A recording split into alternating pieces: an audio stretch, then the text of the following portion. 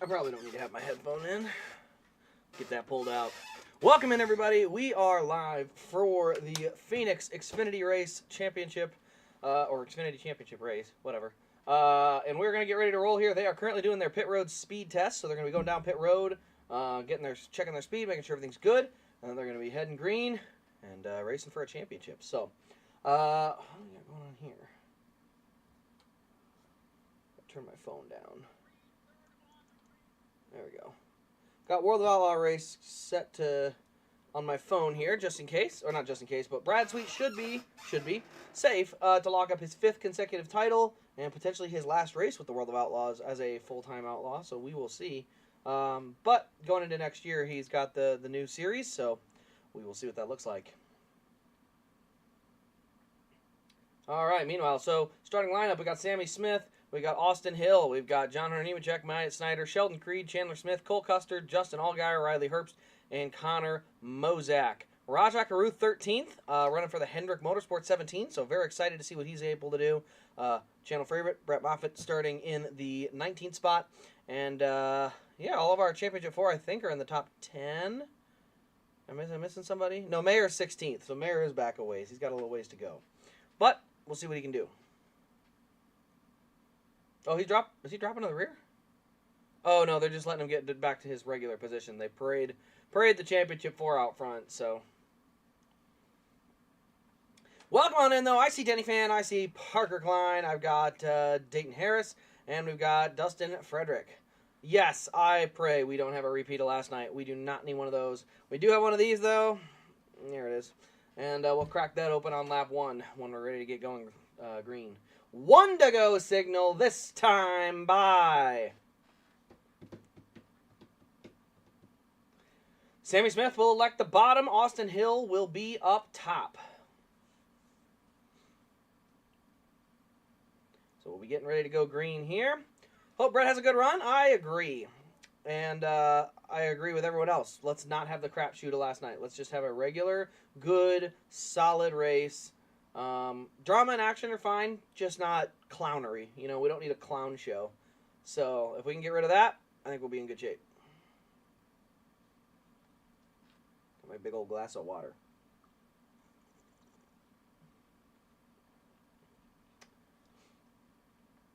Alrighty. Now, I don't have any sound, so I can't hear what's being said on radios and by broadcasters, so just know that. If you guys want to put that in a super chat, let me know, because like I said, I can't hear it, so if there's something fun that I'm missing, let me know. Allgaier, I kind of have picked Allgaier as who I'd like to see win it, but John Hunter or Allgaier are the two I'd really like to see it. The other two, less so, but kind of like yesterday, I don't care enough, really. This format has gotten so on my nerves that I don't care anymore. But we are to the green flag, and whoa, we may already have a penalty. Sheldon Creed, he looked low before the start-finish line. He's 4 wide with John Hunter, and he looked low early. I would not be surprised. Well, I should say, if NASCAR officiating does their job, Sheldon Creed's going to have a pass-through because he ducked below the double or below the apron before the start-finish line. Same thing Chastain did last year, but we'll see if they actually do anything about it. All right, so on lap 1, Sammy Smith starting to run away. Meanwhile, Myatt Snyder coming for second. He's looking to the bottom of Austin Hill. John Hunter Nemechek has settled in third. Now he'll look to the bottom. 3 wide for second. Sammy Smith running away out front. Meanwhile, here comes Justin Allgaier back into the picture. He's coming up right behind Austin Hill. Side-by-side battle now with Hill and Nemechek. And Allgaier looks on from the high lane. Chandler Smith now going to poke his nose down low. He's going to look to the inside of Justin Allgaier. Won't quite get there. And here comes Allgaier. He's looking at the bottom. He's 3 wide with Nemechek and Hill. Ooh, little door contact. Little more. Ooh, and around goes Allgaier. Oh, boy. Oh, my goodness. John Hunter Nemechek put the squeeze on Justin Allgaier. I mean, he shoved him clear down under the apron, and he spun, but I don't know if I'm putting that on Allgaier. The way that took place, from what I could tell, Allgaier did not expect him to to run the bottom lane and just, I mean, force Allgaier to run the apron. He never went up. I mean, John Hunter stayed on the apron line and just tried to pin Allgaier down there. But it's lap 3, dude. Isn't it a little early to be doing that? I mean, oh, yeah. That's all. Nemechek tried to run the apron and just, or the very bottom lane, I should say, and tried to force Allgaier down to the apron. But man, that's just so early and unnecessary. Like, man. Oh, boy. Another Austin Hill moment. Yeah, Austin Hill had nothing to do with this one. This was on Nemechek. Like, Nemechek left an extra lane between he and Hill, and that kind of is where Allgaier was expecting to be able to run, and he just left him no extra space. So there's a set of tires gone for Justin Allgaier 4 laps into the race. Man, oh, man. Yeah, that purple line is really hard to see. Oh, they have the stupid mud flaps on these cars? Really?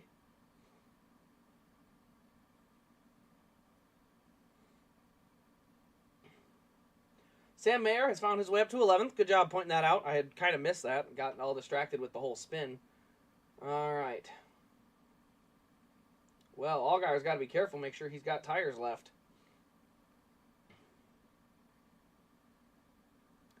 All righty. Last race for Sheldon Creed in the 2. Did they ever announce anything for that restart violation, or are they just sort of ignoring that? Because it looked like one to me, but like I said, NASCAR is really, really bad at officiating, especially at Phoenix. I wouldn't be shocked if they randomly choose to officiate it tomorrow, but yeah. Justin tried to win on lap 4. I mean, to some degree, like I said, the problem was that Nemechek ran the bottom and didn't give him a lane. Like, he expected to run the bottom lane. Nemechek said, I'm parking it in the bottom lane, so you have to run the apron, and there's no room on the apron. So, yeah, like I said, it was early. That's a tight squeeze to put somebody in that early in the race, but, I mean, I guess that's, if you're willing to risk it. I mean, Allgaier could have very easily taken out Nemechek right there. I don't know if I'd be willing to risk the championship that early. That just seems early. Broadcast has yet to say anything about the reason. Okay, I like I said, based on what I saw, I thought there's no way that should be legal because, like I said, but they didn't get to the start-finish line, and Creed was already way down below the apron, passing the 20. So that by the rule, that's not legal. But again, they designed this track with that big apron, so it encourages that crap.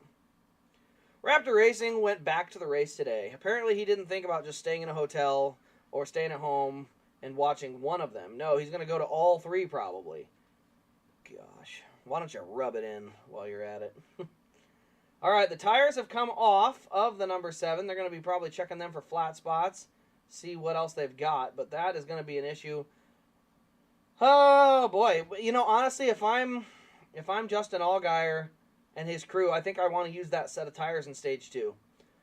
You don't need stage points, so check the tires, make sure they're good, and then set your tire pressures where you want them if they are, and then take those tires and, you know, use them in Stage 2. Yeah, you may not run as well, but you'll still have your 2 good sets for the end of the race. Because you definitely don't want to have no sets for the very end of the race. Oh, the dirt car feature is first. Okay, so sprint cars aren't until later. All right.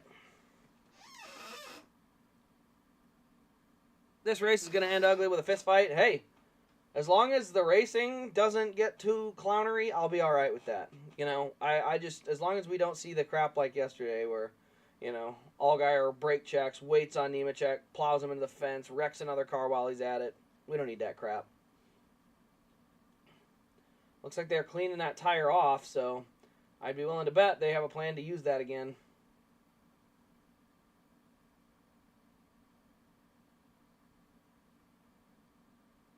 Ooh, Sam Mayer got a pretty good hit to the door.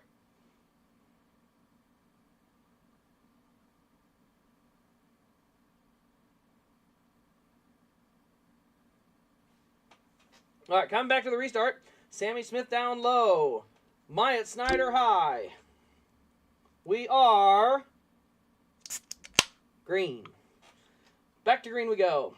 Smith, Snyder, Hill, Nemechek. All fanning out as they come across. Oh, we got a spin! Back of the field, somebody's already in the wall.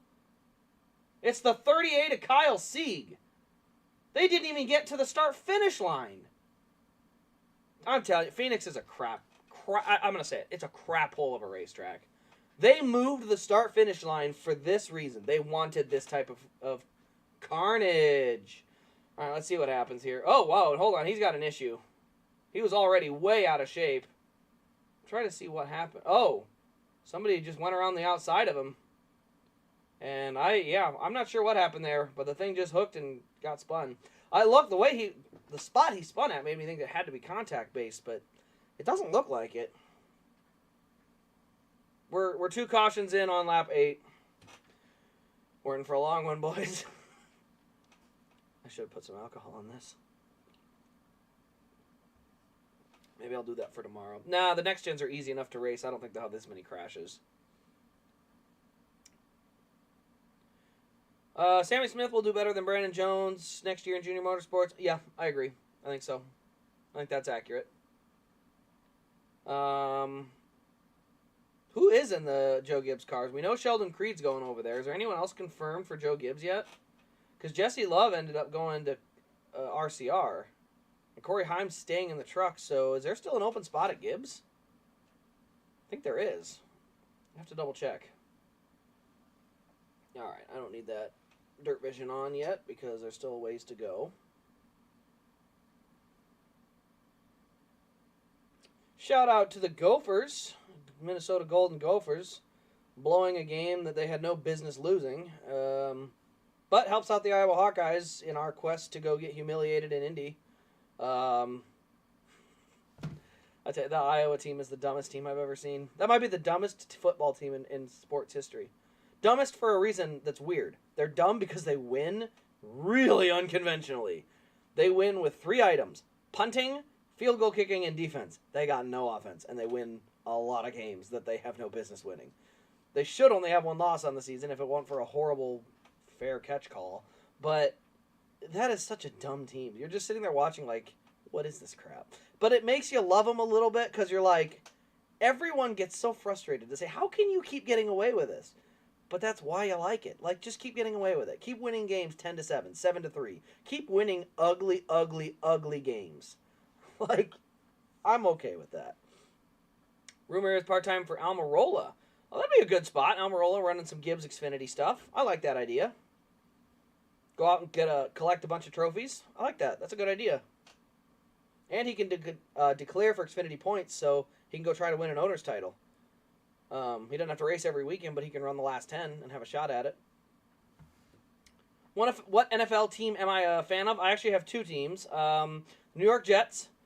Oh, it was Austin Hill, was it? Let's see here. Oh, yeah, it was. It was Austin Hill. No, that's not Austin Hill. Austin Hill's up front. Okay, NBC's broadcast is broken. Anyway, I am a fan of the New York Jets and the Minnesota Vikings. I am a diehard fan of both. I watch both of them religiously. I know a lot of people like to say, how can you be a fan of 2 teams? Well, you just are. I root for both of them. When they play each other, I literally root for who has the best playoff interest. And if they're pretty close, like last year, they were actually both kind of in a must-win, needed that game. I really didn't care who won. I was like, as long as people don't get hurt, I was good. And I went and watched the game. And literally, the Jets were threatening to score on the final play, and I was like, I'm ready to cheer for the Jets. And once it got picked off and the Vikings won, I'm like, all right, Vikings win. Like, at the end of the day, one of them was guaranteed to win. So, yeah, diehard fan of both teams. I know it's weird, but I have been a big Jets fan and a big Vikings fan for my entire life. And, yeah, it's weird. But, yeah, it's not one of those where you say, like, oh, well, this one's my favorite and this is sort of a second favorite. No, they're both 1A and 1A. Like, there is no... I generally do root for the team that I like their coaching better, but I do... Like I said, there is no point where I pick one over the other objectively. Like, I have to go and look and say, all right, this... You know, if it was this year, I would say they both need wins to get the playoffs, so I don't really care who wins. But, like, if the... Like, a couple years ago, Jets were way out of the playoff picture. Vikings were in the hunt. I need the Vikings to win. The Jets aren't going anywhere. All right, I need the Vikings. They need that win more than the Jets. So that's kind of how I've always weighed it out. But yes, diehard fan of both. All the way back to the Chad Pennington days. And the Tavares Jackson, Christian Ponder days of the Vikings. That was earlier on. We did have the Brett Favre era, the Dante Culpepper era. So, neither of them have ever had long-term franchise quarterbacks. Although, I will say it's close. Kirk Cousins has been there now for enough time that he's close to a franchise guy. But he may not even be there next year, so we'll see. We got to get a new contract figured out, and we got to see what this new rookie can do. If this rookie goes out and balls, I mean, when it comes to salary cap, they don't have a ton of space. So if they have to choose between Hall and Cousins, Cousins is a lot more expensive. Now, if Cousins takes a pay cut and says, I want to play here no matter what, I'll take, $20 million a year to do it, done. Bring Cousins back. All right, back to green. Austin Hill high, Sammy Smith low as they shoot across the apron. All right, looking low is John Hunter Nemechek. Austin Hill sails it in up high. Back to the gas, and it looks like he will clear for the lead. Austin Hill to the lead. Oh, contact. Oh, we got... Oh, that was close. Who is that? Hemrick? And the 24 bounced off the wall into Hemrick. Hemrick bounced back off of him. And now we've got a big tire rub on the 10. May or may need to get out of the way. That 10 car has a big tire rub. I don't want to be anywhere to the outside of him, because that tire is smoking pretty bad. The 10 car, that's a lot of smoke. He's still going, but man, that's a lot of smoke. I like Mayer going low here. Do not go high. Restart violation, Sheldon Creed. There's a penalty. So, I don't know if that's for the opening restart or this most recent restart, but he definitely had that penalty from earlier. Oh, there's the flat. The 10 has a flat. Good job, Daniel Hemrick. He got it woed up out of the way. Appears everybody's going to get by, and he's going to get to pit road. Great job, Daniel Hemrick, keeping the car safe and not causing any further incident. So Daniel Hemrick will have to pit with a flat tire. Meanwhile, Allgaier is up to 24th. Battle for the lead is back on. Sammy Smith to the bottom. Austin Hill up high. John Hunter Nemechek looking on from the third position as the front two still battle for the lead.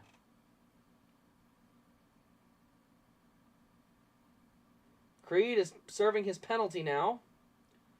And I don't know if they said when Sheldon got that penalty. But yeah, like I said, he definitely had one on the first restart. And I don't know if they called it for that one or this most recent restart, but he definitely was owed a penalty. Yeah, it looks like it was the start of the race. So they go through the restart zone, and they're supposed to stay in line. And Sheldon Creed is clearly dipping low before the line. I mean, he's out of line and dipping below. I don't know if he did below the apron, but I believe they say you have to stay in line. So I'm not 100% sure. But I know at least on one of the restarts, it was obvious enough that I saw it and said, oh, that's going to get called. So that being said, I hate Phoenix for this exact reason. It encourages these penalties to take place and force NASCAR to have to call it. If there's grass there, nobody's cutting it off. So, all right. Raja running 18th. Good job for him. Also, Brett Moffitt up to the 14th spot. Let's roll. Let's go. All right. Austin Hill still out in front of Sammy Smith, but Sammy is keeping the pressure on. Let's see. Waking up early to see the Dolphins Chiefs? Heck yeah, I am. Oh, you're a Packer fan. I had who was it? Elijah was in here yesterday. He's a Packer fan too. It's been a little rough. I'm not going to lie. I was watching that Packer-Viking game last week, and once they were up 24, I think it was 24-10, might have been 24-3, and the Vikes had Cousins down near the goal, or down in the red zone again, I was like, goodness, I don't know about, I don't know how ugly it's going to get, but that looked like a game that could have ended 38-3. I won't. Lucky for Packer fans, horrible break. I don't even say luck. It's just sucky situation. Cousins has Achilles, kind of stalls and kills the offensive momentum, and they just sort of stall out the end of the game. But man, what a sucky deal. Kirk Cousins was having a great year. I know people won't say it because they won't look at it, but he was on pace to be an MVP candidate. I mean, he was top 5 in every category in passing. He was leading a lot of categories in passing. And even on the turnover, some of those interceptions are not bad passes. They've just been stolen away from receivers or tipped off of receivers' hands. And so, man, to have that good of a season end with an injury is just, what a bummer. Moffitt up to 13th. I think he's currently battling with Parker Retzloff and Josh Berry looking to the inside. Now, Allgaier are going to take that spot from the number 11 of Derek Kraus. Meanwhile, looks like Roger's going to follow along. Trying to see on the screen. Who is that? He just got in front of. Is that Weatherman? Weatherman. Okay, so Moffitt now right in front of Weatherman, looking at the back bumper of Josh Berry. Let's go. Let's get top 10, Brett. Lions will take the division. Yeah, it looks like it. Now, I will say this. Be careful how confident you get, Lions fans. You guys have a great offensive coordinator, but he's going to get head coaching offers, and when he takes that offer, I think they're going to I don't want to say regress. They're not going to go back to same old Lions, 4 and 5 or 4 and 12 type stuff, but they're going to go back to the mid pack or the middle area. They're not going to look quite as good because that offensive coordinator, you can see what it looked like before he got there and what it looked like after he got there. There's a stark difference. Like I think his name's Ben Johnson. He's pretty darn good. Yeah, you guys had all the comeback chances. Yes, I agree 100% too. Packer receivers did Jordan Love no favors. They didn't catch any balls. They didn't make any extra help. 100%. There was definitely their opportunities, but at the same time, like I said, it was ugly to the point of even with as deflated as the Vikings were, they still weren't scoring points. And I expect Kevin O'Connell to rally him. I will say Kevin's done a good job coaching wise. They seem to rally and face adversity very well. You don't come back from 33-0 at the half without having a decent head coach that can rally their guys. So, let's see. Favorite? What? What's an Emplemon? Emplema? I don't know what that is. The Josh Berry Diecast reviews. Well, unfortunately, he's not eligible for a championship, but there could be another one if he snags a win. He hasn't got a win yet this year. It's been tough. A tough season for him. Let's see here. Yeah, I didn't even mention the... I went to Lambeau last year as a Vikings fan for the Viking-Packer game. It's a great place to go to a game. I'll love it. I mean, Lambeau is such a cool place. I like Minnesota, but I am not a fan of indoor stadiums. I think you get too many fair weather fans, and it's kind of kills your atmosphere. And so Lambeau was a really fun game. I went in January. Diehards are out in January. Viking-Packer game, so there was a lot of Viking fans, and just super cordial. Fans were super nice, but yet, they're diehards for their team. But at least you don't have the issue where you go to a certain multiple stadiums in this NFL where you're like, hey, you're wearing the different color jersey. Make sure you're watching over your shoulder because somebody may come up and slug you unconscious for fun. It's yeah, that's not going to happen in Green Bay. Everyone, it's a Midwest thing, but that everyone's pretty polite. And yeah, alcohol does dumb things to a lot of people, but you're gonna get hassled. But people are very, very kind. I did enjoy that a lot. What is the oldest diecast in my collection?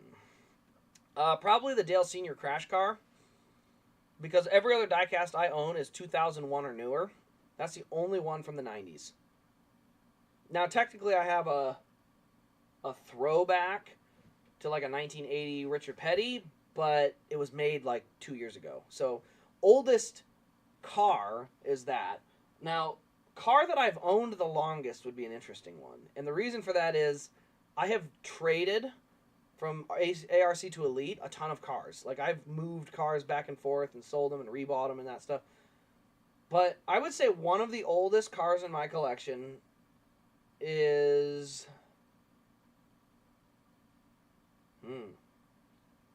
I was going to say the Casey Kane cars, but I don't think so. It's going to be a Chase Elliott. Probably his 2015, his standard 2015 car in Elite. So Chase Elliott's 2015 number 25 car in Elite. I have that one. So that one might be one of the oldest cars that I've owned the longest. I had Kyle Busch Homestead, Jeff Gordon, Martinsville, and Brad Keselowski Fontana were three of the other earliest cars I bought. Sold all of them, got them in Elite now. So it's I haven't technically owned them the whole time. Oh yeah, we're still green, but we're in a commercial because we have nothing but commercials. Also, guys, we got a battle for the lead now that's just heating up. Here comes Nemechek. He's looking at the inside of Austin Hill. Justin Allgaier has found his way to 10th. Brett Moffitt to 12th. And looking at the lap times, Brett Moffitt's got some... Oh, wait, hold on. That's best speed, best time. Wait a minute. Can I edit this? I'm going to edit this. I want their...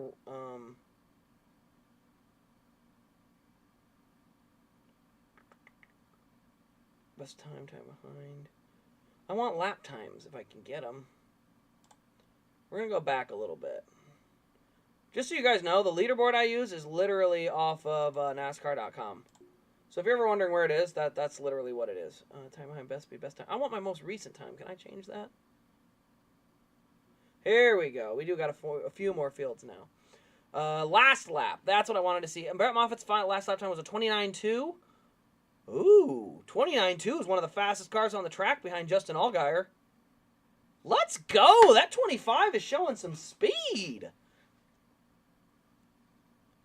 That's good lap times right there. Justin Allgaier already with the rally, but again, he's down a set of tires. They're going to have to find a way to stretch an extra set of tires somewhere. So that'll be interesting. Let's see, I need to rotate. I'm nice centered. Close enough. Also, make sure you guys can hear me. Let me know, because mic's way over here. I broke it, so. I should probably stop streaming so much stuff. I think the internet's having trouble. Tug of War back at the Olympics? Yes, please give us Tug of War. That would be incredible. That is such a fun game to see, like, especially at an Olympic level. That would be incredible. 29.3. Oh, man, I'm telling you, Brett Moffitt's got a great car today. I mean, he's running the same speed as the leader. Let's go. That 25 car is a top 5 car right now. Now, unfortunately, it's 35 laps into the run, but still.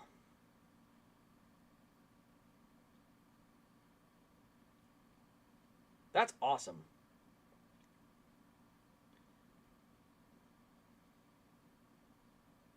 Mayer up to 6th. Custer 3rd. So those guys are all sliding their way forward. 10 to go in stage 1. Drunk people tug of war. Still would be fun. 1987 Talladega fastest lap. Yeah, but it was made in the 2000s, I believe. So that's why I don't know what the oldest car is. Because is it when it's made or what year it's supposed to be from? Because technically the oldest car I have would be one of the Winston Cup champion. I have a bunch of the 164s from all the Winston Cup champions. And that goes all the way back to like 1970. 9 to go. Allgaier has found his way to 8th.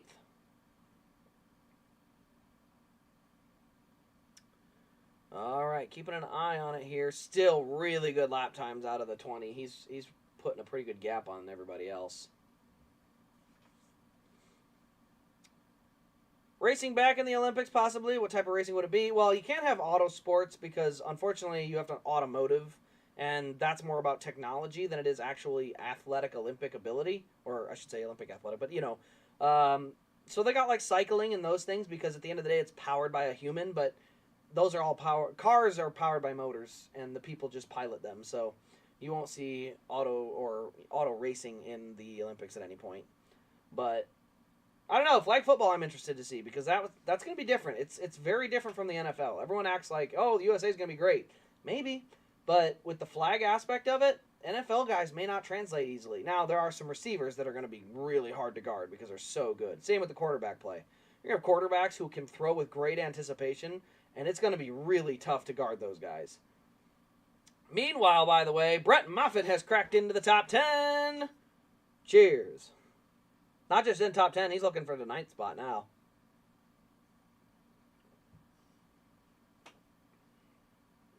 Side-by-side battle for the 5th spot. 4th spot. Chandler Smith and Sammy Smith are battling. Sam Mayer looking on. 5 to go in the stage.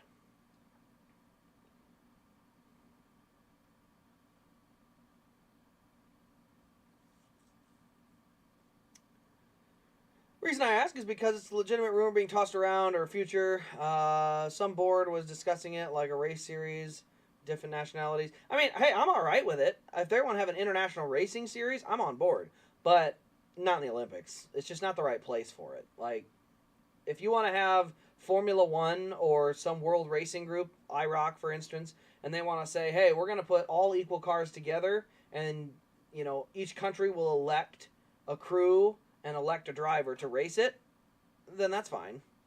But yeah, I don't like the idea of like it's on Olympic sport because, like I said, the car matters so much that it's really not in the hands of the driver.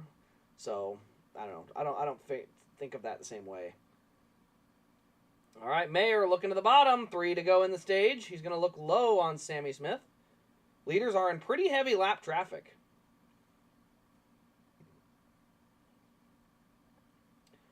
Moffitt has found his way to 10th. Still running pretty good lap times. Staying equal with the leader. Man, if they had a pit crew, he would be able to stay in the top 10, but I just know he's going to lose 5 spots on pit road. Rajah Caruth, 16th, by the way, in the Hendrick 17. Good job today.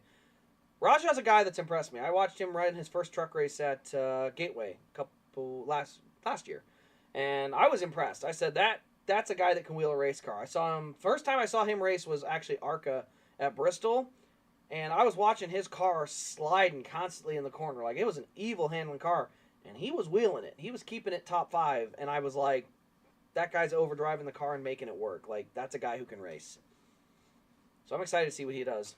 By the way, Cole Custer has found his way to 2nd, so 1 lap to go on the stage. John Hunter Nemechek is far and away going to win the stage. It's not close. Custer to 2nd, though. Mayer to 5th. And when they come around, it looks like Allgaier is going to find his way to 7th. So currently a battle between Snyder and Jones for the 8th spot. Looks like they're going to come around, and we lost our ticker because they want to have a fancy graphic for John Hunter. But John Hunter, winner of stage 1. And lap car. Custer, Smith, Hill, Mayer, then the rest. The rest, I can't tell. They're all so slowly trickling in. But top 10, Brett Moffitt with a stage point. Let's go. Yeah, that's what they should do for the championship race. Invert the field with 10 to go so everybody crashes. We don't have enough of that from yesterday. We need more of that. Gosh. Somebody gather the Mafia. Dude, I don't know why, if they've already figured that out, but that should be the nickname. It should be called the Mafia. It's too obvious. Yeah, looking at the scoring monitor. I'm interested to see what Justin Allgaier decides to do. Like I said, they may need to put old tires on that thing. All right, there's the update. Brad Sweet needs to finish 22nd or better to win his 5th World of Outlaw title in a row. Could potentially be the last time we see him in the World of Outlaws point standings because he may be over to his new series next year. Let's see here.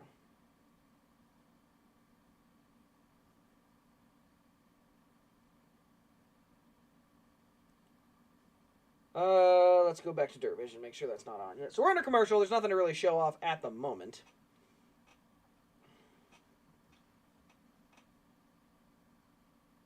Oh yeah, they're not green yet. So we'll let that go off. Rooting for Mayer just because of the jab Gibbs made after Road America. Sure. I mean, like I said, my personal favorites would be Allgaier and Nemechek, but I don't care enough. Like, this format has gotten to the point, I don't care about the championship anymore. And it's sad to say it, but it's true. Like, last year's champion was Ty Gibbs. It's like, I don't care. You know, before that, it was Daniel Hemrick. Daniel Hemrick has 1 career win. 1 win. Like, Daniel Hemrick and Austin Cindric are tied in championships for Xfinity. Sorry, I don't agree. Like, their careers, yeah. Like I said, I just don't care. I don't care. The championship stat in the card, it doesn't matter to me anymore. I don't think it matters. Joey Logano, a 2-time champion. Kevin Harvick, a 1-time champ. So is one better than the other? No. Kevin Harvick is the best driver we have in NASCAR currently. No, I shouldn't say that. Kyle Busch. But because of the way the championships are decided, Joey Logano is equal to Kyle Busch. Is that accurate? No. Like, no, it's not. So, unfortunately, like I said, I just don't care anymore. I don't care about the championships. And it's sad. It shouldn't be this way.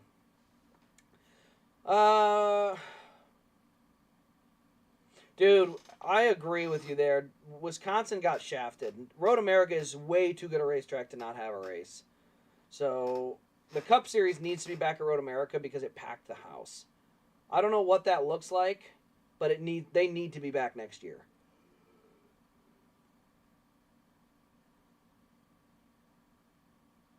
$14.7, $13.4, Allgaier's crew with a 14.1. So all pretty good stops. Looks like it's Nemechek, Custer, Allgaier, Mayer. Yep, Championship 4, run 1, 2, 3, 4 now. And like I said, Brett Moffitt's going to lose a bunch of spots on pit road, and I'm not happy about it. I knew it. Hemrick was a fluke, kind of. I mean, he always runs well. The problem was there was a late yellow, and he used Cindric up. Like, Cindric should have gone in low, made him run into the back of him, and then drag race him to the line. He gave him the bottom lane, and he used the bottom lane and then used him up, and he should have known that was going to happen. So, Cindric, unfortunately, had something to do with that. What the heck? I got a text message, so I need to figure out what that was. Okay, that's for next week. Yeah, dude, Road America's a great racetrack. That is a track that absolutely needs to be on the schedule. 100%. 100%. It's too good a racetrack. It puts on... The racing is not always perfect, but the crowd was good, and that they deserve to have that date. Ugh. It's only 7 o'clock. Long day. Long day. And we're under commercial again, so... I hope Denny never wins a championship because of the playoff format. Here's the thing, Denny fan. Denny Hamlin wouldn't have a championship under any format. Any of them. That's honestly more shocking than the fact that he doesn't have one under this format. Like, this format's fluky. We know that. But the fact that he would never have won a championship in the Winston Cup format, he would have never won a championship in the F1 style format, which NASCAR's never even used, but, like, even in the 10-race chase, he would never have a championship. That's crazy to me that he wouldn't have a title in any of those. Like, I just find that insane. Like, there's no way you can explain to me how he would never have found his way to a championship with how good he's been. He'd have like 12 or 13 top 5 point finishes and no championships. Road America was my first Cup Series race both years. I was 40 minutes away. It was crowded. Never seen anything like it. Took 3 hours to drive out of the biggest attendance ever. Exactly. They had over 100,000 people, and they took its race away. Like, no. They need to go back to Road America. I don't know what track gets the axe. Frankly, I'm not sure which one is best. Do I need to go this way? Yeah, there we go. I'm somewhat centered. Yeah, they got to go back to Road America, 100%.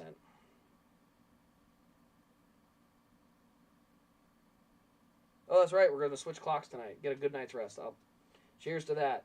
I haven't switched them yet, but I'm Central Time, so it'll be 7. No, it'll be 5:55.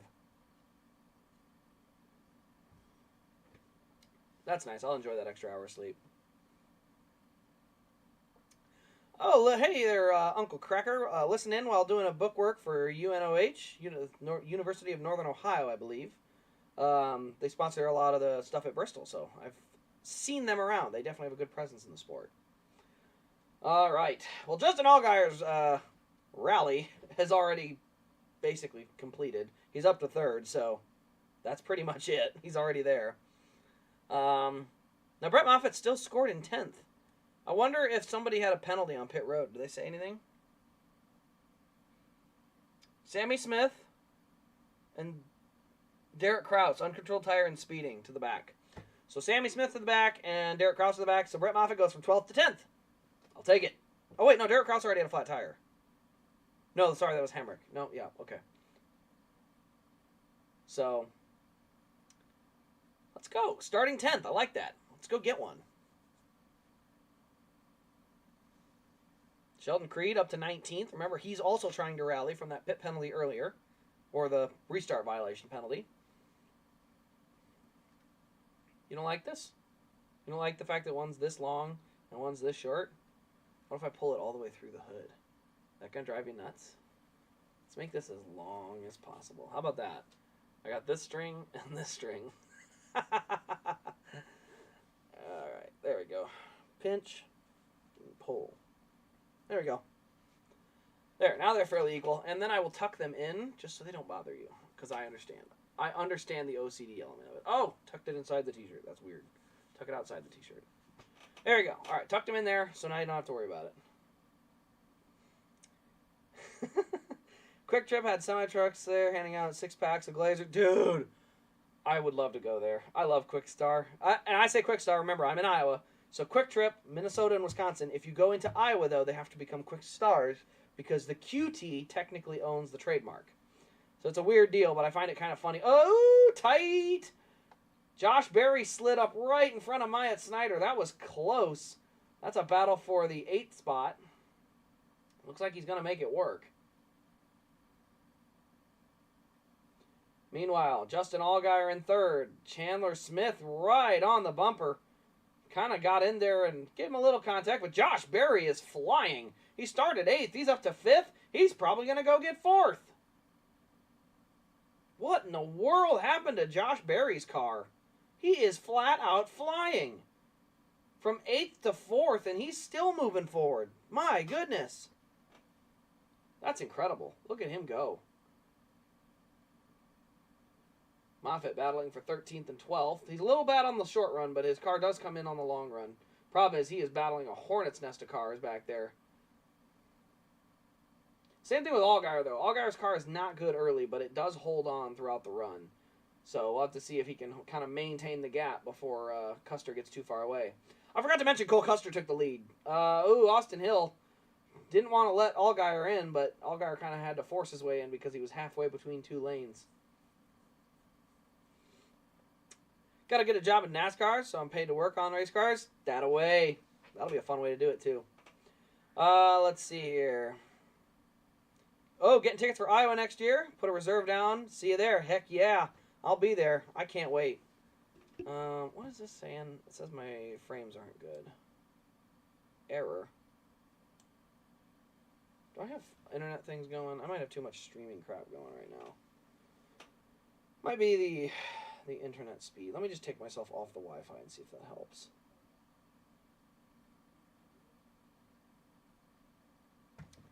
Can you guys see everything just fine? Or is it alright? Because I've got a little warning sign that it ain't working, but let me know what you guys see because I can't tell. It just says there's an error for a keyframe frequency. It doesn't say why.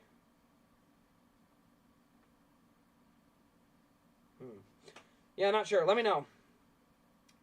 That's a weird little notice.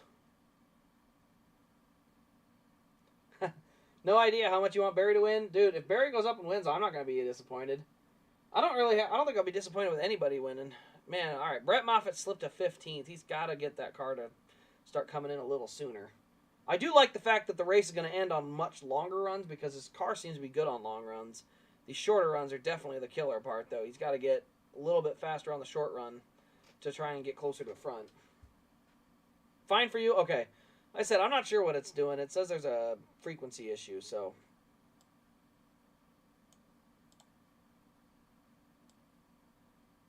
It says poor. Poor stream health. Oh, I can't do anything about that. Sorry, bud. Yeah, I can't change that, so. It is what it is. Can't really change it. There's nothing I can really do with it, so it'll be what it'll be.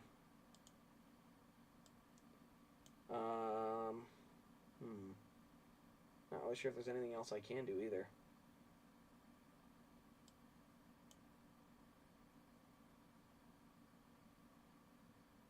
There we go. Now it's back. Alright, whatever reason, I cleared the error message, so we're good. So Justin Allgaier has slipped to 6th. Again, he might be on those older tires, though. Like I suggested earlier, they might be running those scuffs to try and make sure they have 2 good sets for the end of the race, so they're just going to try and maintain during this run, but we will find out. I think there's a good chance that might be what's going on.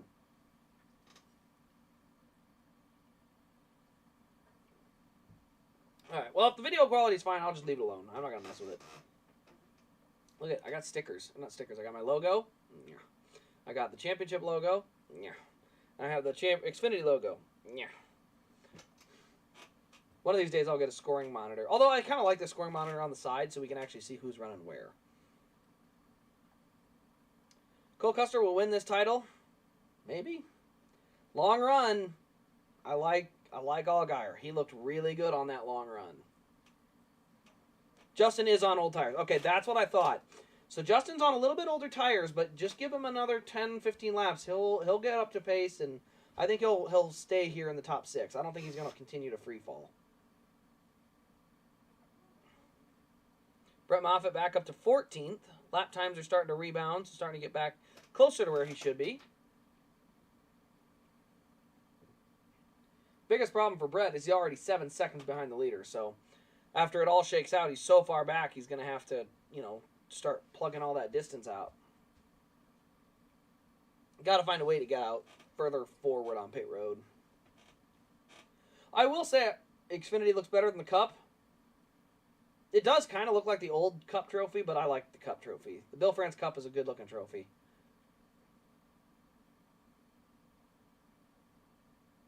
Don't get me wrong, though. I like all the series trophies. They all look good.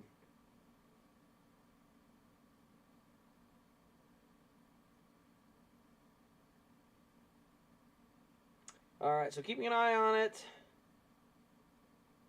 Brett Moffitt back up to 13th. Allgaier to 7th.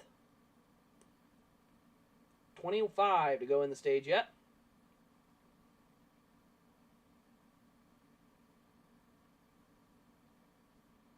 Yeah, I hope. My hope for next year is that Brett gets to be the team that does have a higher quality pit crew. Because I'm not gonna say it cost him any wins or anything, but it has definitely hurt him. He regularly loses 2 to 5 spots on pit road, and you can't lose spots, but you need a crew that can at least help you out from time to time and gain you some spots. I mean, green flag pit stop issues, things like that have just cost them a lot of opportunity. And so, if it's not with Gibbs or Stuart Haas or one of those big teams, I almost would prefer him run for front row in the trucks and then run AM as the part-time car. Because at least he'll have a chance to compete for the title, where 25 is a fringe playoff car. By next year, with more Ford support, they might make the playoffs. They should, I think. But that's the problem, is that fringe playoff car is about the max. Winning a championship's not really the option. Brett should go to colleague. I think the colleague seats are filled. Or are they? I don't know. It's a good question. Colleague's not top tier either, but they are better. Ugh. I'm yawning. This race is, I don't want to say boring. It's yawnable. Makes you kind of, just a little bit. Kind of just waiting for the end of the race. That's the problem with stage racing. Right now, with stages and points and none of it mattering, like stage points and nothing, like none of it matters towards the end of the race. Like, I'm just waiting for the last stage to start. This is irrelevant. I don't care that Cole Custer's leading. It doesn't matter. Because it all comes down to the next set of pit stops. Like, it really doesn't matter.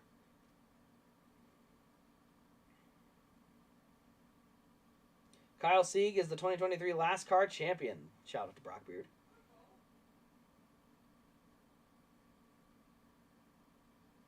Yeah, JRM's been menaces towards each other all the way back to freaking Daytona. I was at that race and was like, you're kidding me, right? Like, they literally screwed each other out of a chance at a championship.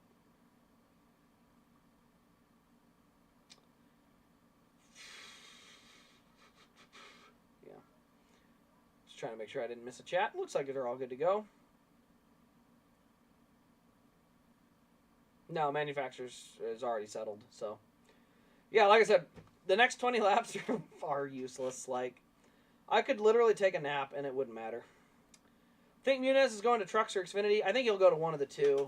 ARCA's just, frankly, useless as a series anymore.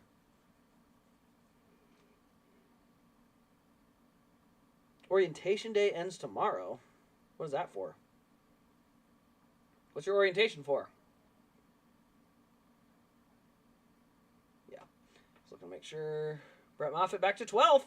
One spot at a time. And let's see. Lap times, 29.2. Only car faster than him is Chandler Smith and Justin Allgaier. And then, of course, the leader's way up front. But, like, he's got good speed. Still got a long way to go in the stage, so he should be able to find his way back to the top 10. But, yeah, as I said, got to be a little quicker on takeoff. Well, you know what? I know what I'll do right now. Because I'm bored, and I'm sure you guys are a little bored too. Oops, wrong way. There, I had to center myself up. Okay. I'm going to belch first. But we're going to go into the chat, and we're going to go ahead and have a request. What Xfinity Series diecast that I have in my collection, you guys may not know my whole collection, that's okay, but what Xfinity diecast should I put up on the camera here? I'll pull it out of the box or whatever I got to do. But let me know what Xfinity Series car to go grab, and I will grab it and put it on camera. So we'll put the requests down below, and then I will put the best requests in a poll, and then we'll do a poll, and I will go grab that car, because we've got 20 or I guess now 15 laps to kill. And like I said, I'm bored. There's nothing to watch here. I am just waiting for the stage end. And I'm not saying that as a NASCAR hater. I love NASCAR, but objectively, none of this matters. It really doesn't. You just have to wait for the stage. Noah Gregson 2022 Darlington Fall. It's a great car. Ryan Reed Daytona win. Also a great car. I do have both of them. Any of the Brett Customs. So in Xfinity, I actually have one Brett Custom. In trucks, I have a bunch of his customs. But in Xfinity, I only have one. The Moffitt 25 Custom. Ooh, that's 2 requests. Tyler Reddick Burger Fi Daytona. Yep, I've got that. Alright, let's put a poll together. Actually, put more requests in, because right now I want to narrow it to kind of the favorites. So just, I don't want to say spam, because don't spam the same thing twice, but just rattle off a few different cars, and I'll put a poll together. Because right now I've only got 4 options. What do you think? Are there any good ones I got sitting near me? No, not really. I do have... No, I don't have an Edwards car. I thought I might, but I don't. Allgaier 8th. Allgaier's continuing to fall. Them older tires, it's only 4 laps, but man, seems to be killing him. He has not appeared to be gaining that time back. Brett Moffitt still 12th, but closing in now on 11th place Myatt Snyder. 14 to go. Okay, we'll put that poll together now. Engage. Start a poll. All right. We're going to go with...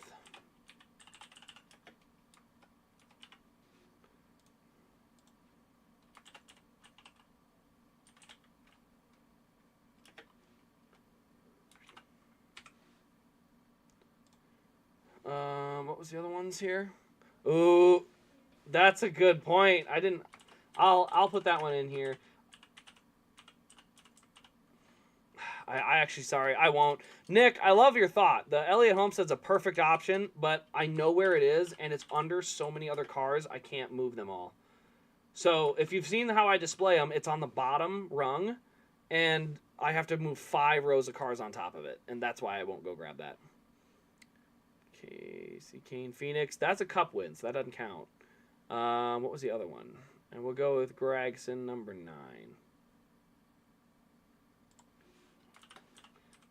I'm noticing a trend here of the number 9 car being very popular in Xfinity. All right, here's the poll. I'm posting the poll.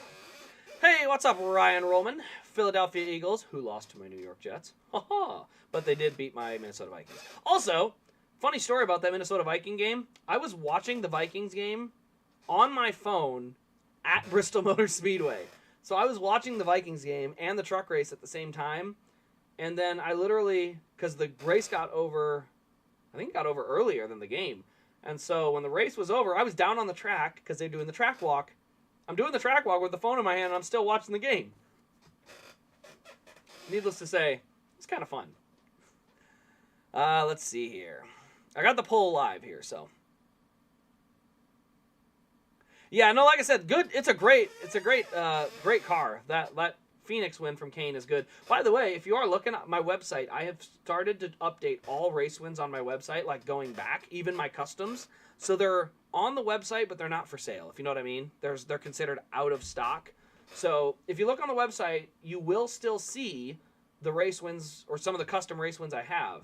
But a lot of them are probably going to show out of stock, and that's because they're in my collection. But I want to be able to share the photos, the descriptions, and be able to just have that listing out there. But yeah, Nick had a good one. He said the Elliott Homestead car, beautiful car, but like I said, just tough because it's like, if you look over there behind me, oh, I'm pointing the wrong way, right there. See how there's like 3 cars? Well, those are in those clear cases I've shown in videos before, and I stack them, and they are 5 high, and that one's in the bottom middle. So I would have to move so many cars to get to it. It's not just not worth my time. It's I don't want to waste that much time away from the stream to go get it. So yeah.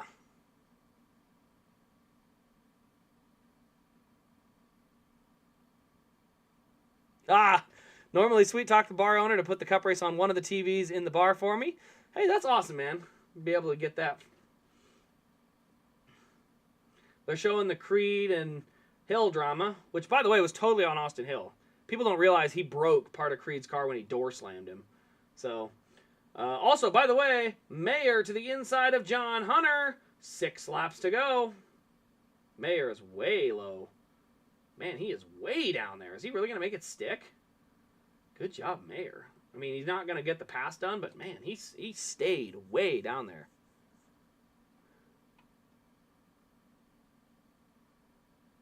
You got a caution. What's our caution for? Do I have a link to the website? Maybe. It might be in the link of the description here. Let me look. Oh, it's Derek Kraus.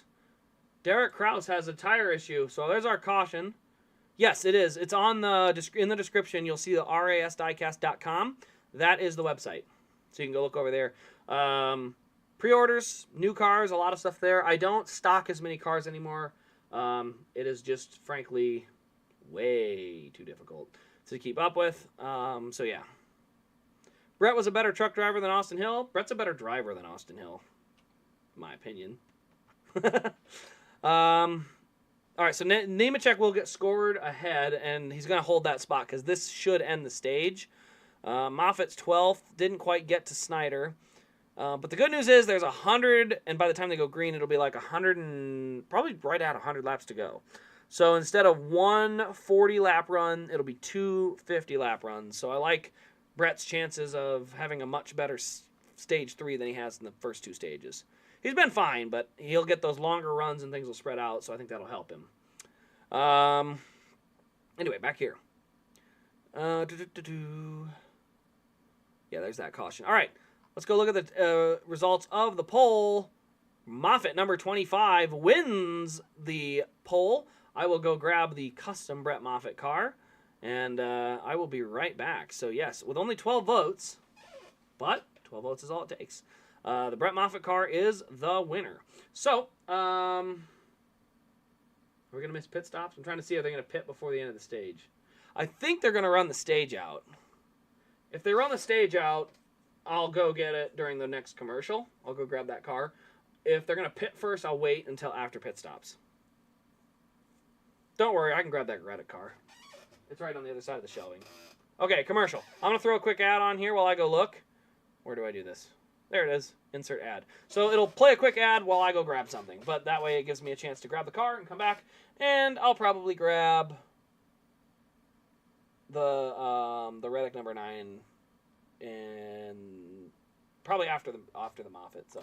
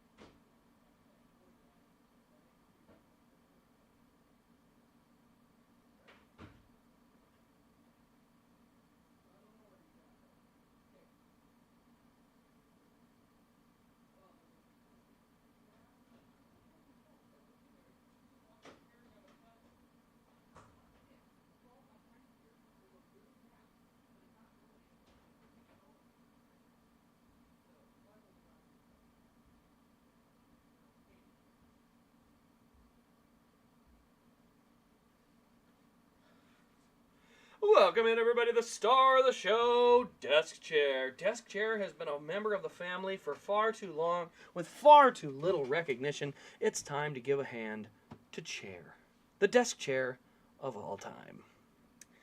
Only Xfinity 124th I have is Kyle Larson, number 17, Color Chrome. Ooh, that's a cool car.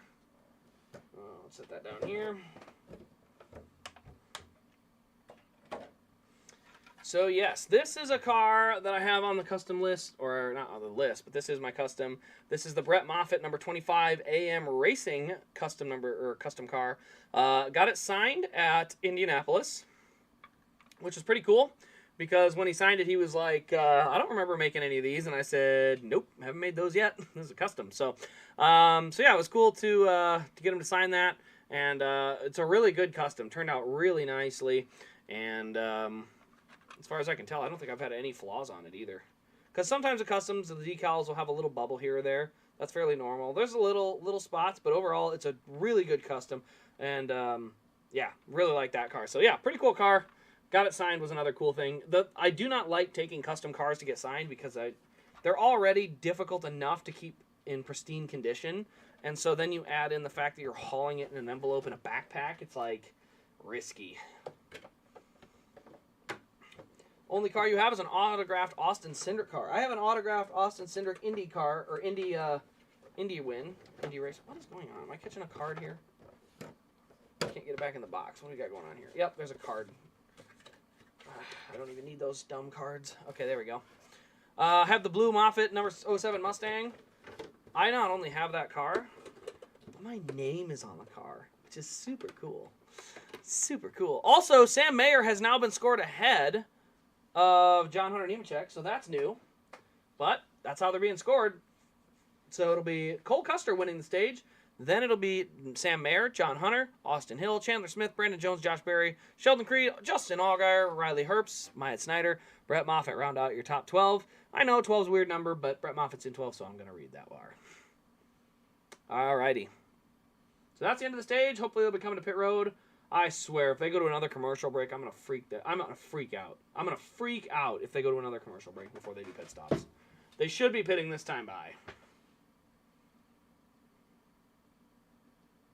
Yeah, here we go. Okay, I gotta keep an eye on Twitter. I forgot to look and make sure when the Outlaws race starts. None of the late models just went through. All right, on to pit road we go. Trying to keep an eye on it here.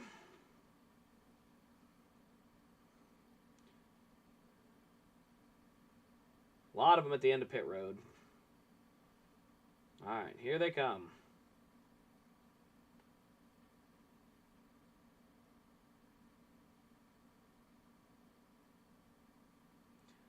All right, everything looks smooth so far. Mayer is in, Custer is in, Nemechek's in, and here comes Allgaier into his stall.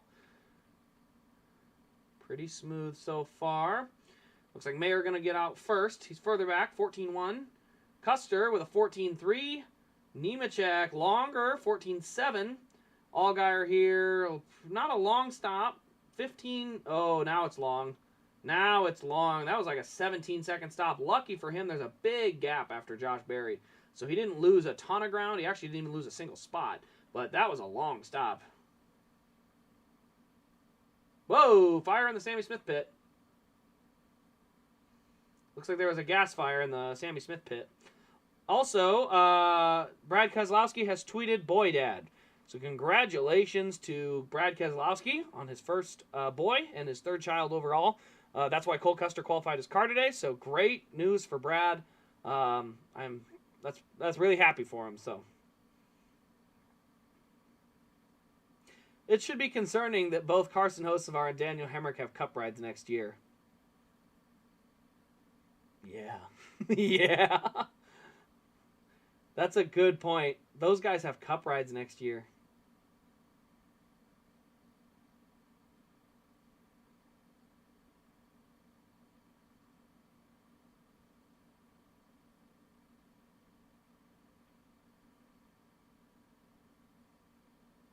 Kevin Harvick's official final career pole was Texas 2019.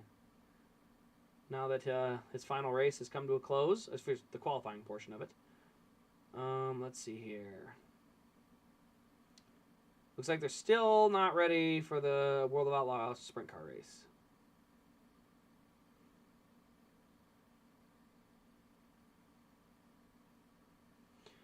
Alrighty. 18 on fire? Yeah, he hot. They're trying to make it look like the 20 Martinsville win. That's what they're doing. Yeah, Byron's on the pole. That's huge. I mean, he's going to be able to probably snag the lead on every pit stop. And so that's going to really bode well for his chances. Like, unless he's back in the pack, if he's in the top 5, he should probably leave pit road at the lead. He has every advantage going forward. So that's huge for him being able to win tomorrow. Tripped on the pit stop. Okay, so that's... I saw there was a small issue, but he didn't lose too much time. Allgaier was the one that had the real bad spot. Spire will win. I think they'll be better, but I don't know about win. I think they're very similar to Trackhouse. And you look at Trackhouse, they have 1 win this year, and very easily could have had no wins. Like, it's been that kind of a season for them. Tire Carrier slipped. So he slipped, but he honestly didn't lose any time. He chucked the wrench, chucked the tire, slapped it on the car, like... Didn't really lose any time. Bravo, Tire Carrier.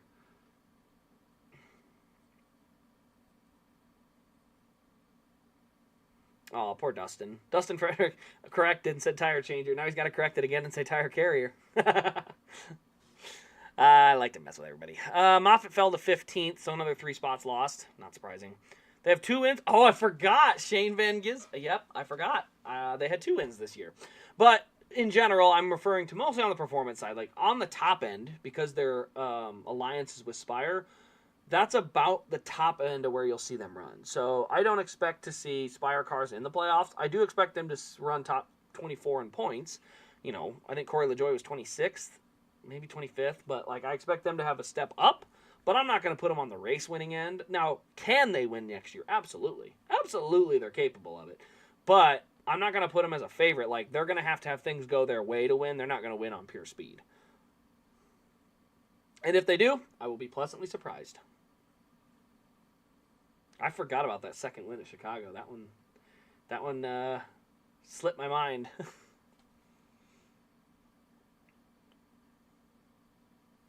So, Allgaier 9th, Custer Mayer 1st and 2nd, John Hunter 4th.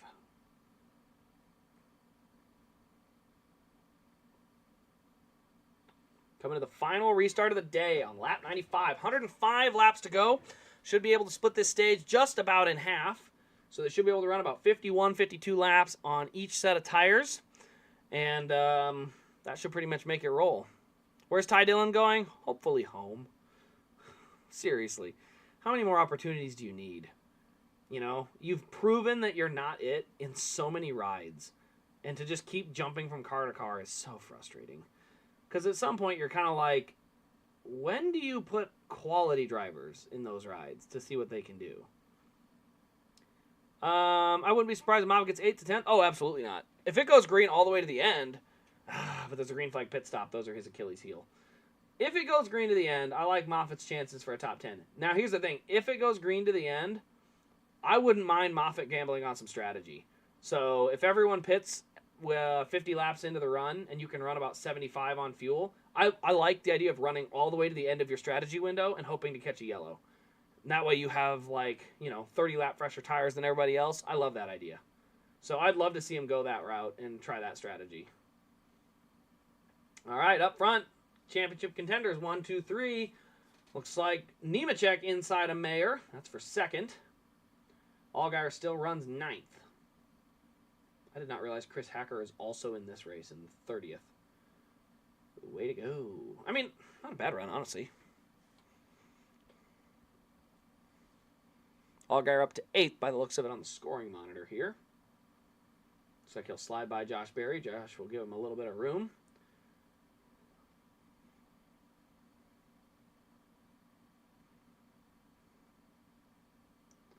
All right, keeping an eye on that scoring. We've got 3 wide back of the pack. That's for 9th. Or actually might be for 10th. Snyder, where's Snyder? Oh, that's 14th, 13th, and 12th. So 3 wide for 12th at the moment.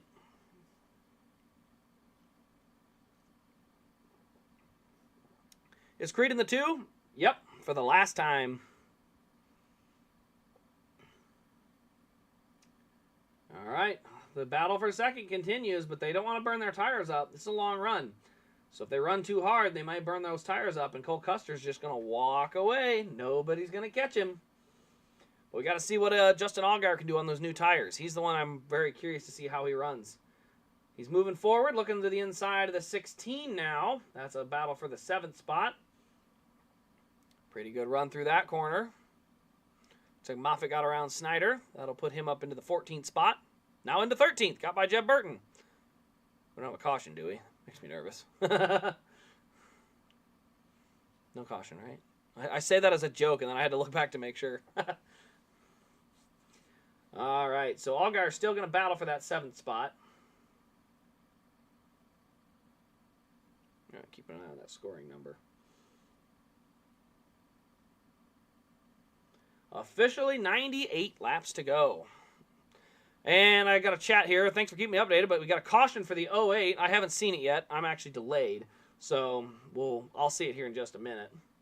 Where was he running? Was Yaley running towards the front? I don't see him, so he must have been running fairly far out back. But let's go ahead and see. It'll come up here in about a minute or so.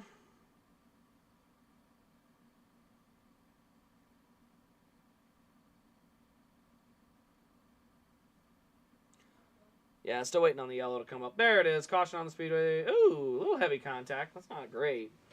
But he is still rolling, so he'll get that rolled back around. Okay. Well, while we got a quick yellow here, toss an ad. I'm going to go grab that Reddit car.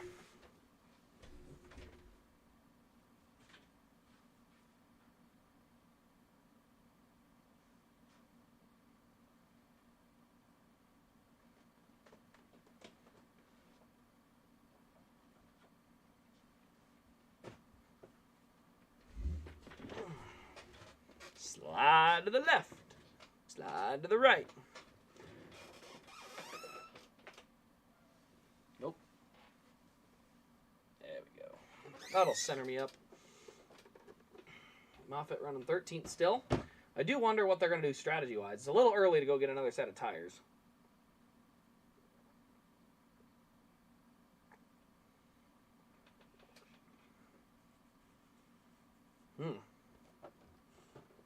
I still have that stupid Race Craze watermark down in the bottom corner. I need to get rid of that. I don't like that.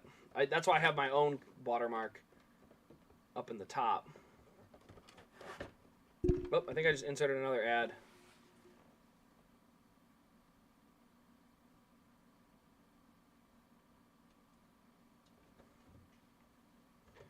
I took out that wall. Oh, goodness. What the heck just happened there?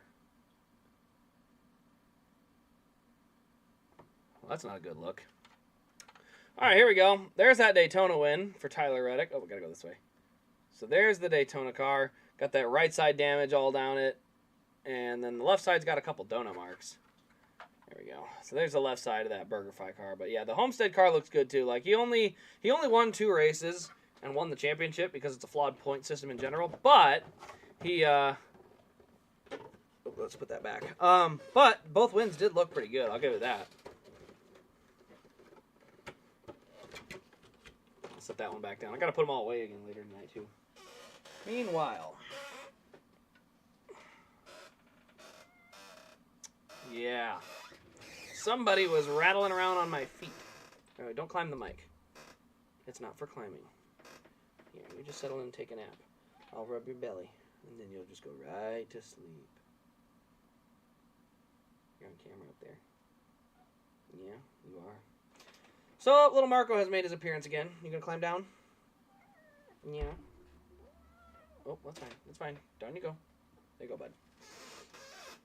So yes, Marco has made his second appearance. He made an appearance yesterday. He likes to climb things he shouldn't be climbing. So, not sure what he's chasing around. Oh, he found a toy. Here we go. Oh, did I get it? Well, there we go. I got it. Here we go. Oh. There we go. He was chasing a toy, so I had to give him a toss, but under commercial currently, by the way, so if you're wondering what's going on, just sitting under commercial at the moment. Nothing, no developments as of at the moment. I think I'm going to pull out another car. What's this one? That'd be a cool one to show. I'll pull this car out. This car I haven't really shown off. I did a review on it a little ways back, a little while ago. But I recently did a repair job on this one. It had no rear axle in it. This is Juan Pablo Montoya's Sonoma win from his rookie season in Elite. The rear tires, you can tell, there you go. The rear tires don't have any markings on them because I had to replace them. So the rear axle was missing in this car. Axle and tires were both gone. And then the chassis was broke, and I believe a couple hood pins are missing. So it has some damage, but I also bought it for $30, so did not bother me all that much. You know, like a few issues that I can fix, and it'll be like 90% good, and then it still only cost me $30. Like, that's a win for me. All right, what's this one? Oh, that's Dale Jr. Was that Daytona? Ah, that's another one I really like. I'm going to show this one out. Hey, Elijah, welcome on in. AJ is here as well. You guys both popped in at about the same time. Unless you've been here for a while and just didn't bother to say anything. The other one I was going to show off is this one. This is the Dayglow orange car for Dale Earnhardt Jr. He won it 2006 at Daytona with this car. Very, very bright. And just a really good-looking car. Like, I don't know, something about how bright it is just pops. So that's the Elite Daytona win from 2006. This car just about ran away from the field. Like, this was back when Daytona was really bumpy. And after a long enough run, cars were having to lift in the corner, but he wasn't because his car still handled so good. And he was literally driving away to like an 8 to 12 second lead at Daytona. So that was kind of cool. All right, we'll get that one put back. Yeah, that's a cool car. I like that one. Didn't make finals? Ah, that's a bummer, dude. Although, definitely always remember the memories you got from it, though. You got to do something that a lot of people don't do. The competitions and stuff are definitely, that's not a common thing up here in Iowa, at least. So, like, enjoy those memories. Those are going to stick with you. All right, looks like I'm going to go look here, but it's, here we go. Let's see here. Dirt Track at Charlotte. Probably going to lose my connection here in a minute. We'll see. Are you biting the phone cord? He is. He's biting the phone cord. He not too bright. He not bright. Stop biting the phone cord. What are you doing? Stop biting my phone. Or at least the phone cord. Goodness. All right. Yes, engines have fired for the last World of Outlaw race of the season. Can Brad Sweet collect a 5th consecutive World of Outlaw title? I will be doing both play-by-plays. Well, not play-by-plays, but I'll tell you what's going on.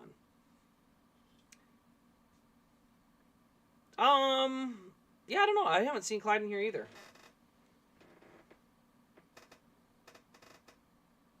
This is one of the first streams I've done in months, though, so, you know, if there's something going on this weekend, it's probably pretty easy to miss. He also could just be here not using his chat. I'm not sure. Said it's been like 6 months since or at least 5 months since I've done any streams, so definitely getting back into the swing of it. Set up this new camera. That was cool. So got my new camera set up. Don't have my studio set up though. That's a whole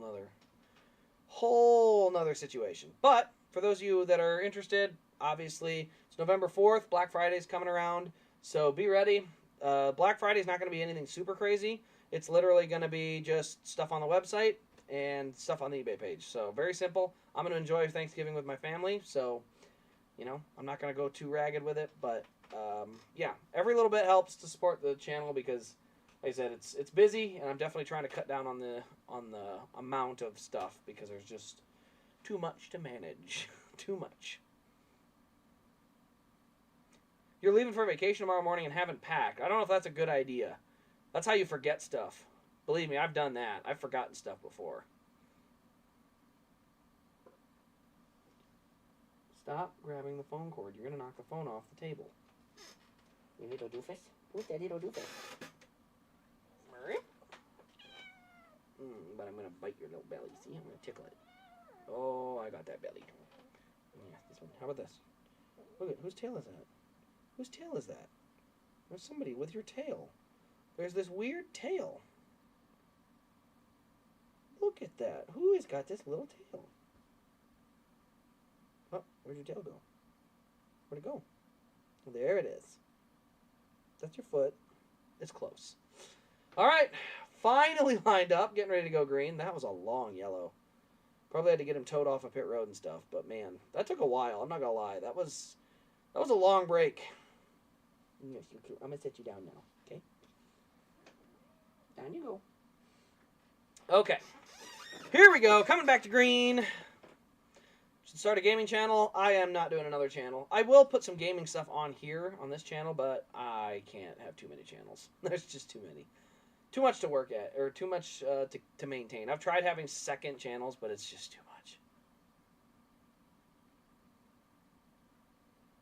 All right, back to green we go. John Hunter, great restart on the outside. Meanwhile, Custer's going to dip way low on the track. That'll get him almost clear, but into turn one, they're side by side. Chandler Smith now up the middle. So Chandler Smith will slide himself into the third spot. Meanwhile, side by side for the lead, Nemechek takes it around the top. Meanwhile, back in the pack, it is a hornet's nest. We got 3 and 4 wide all the way around back there.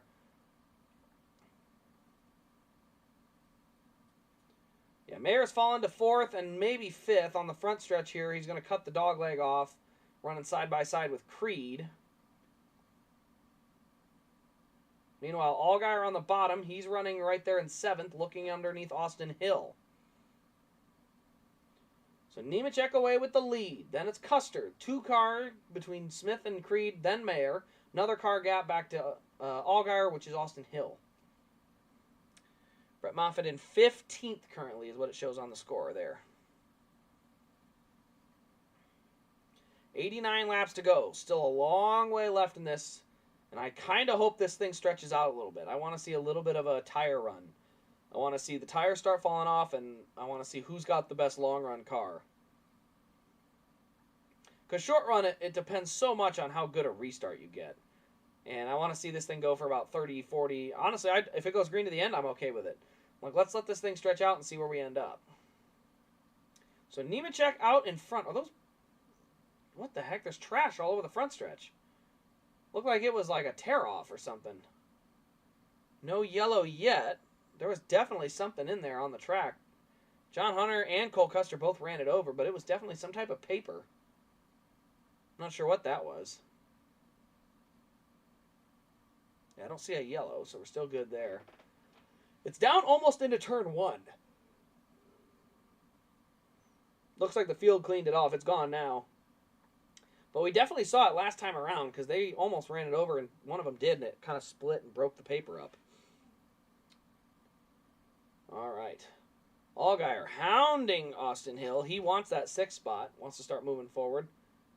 87 laps to go.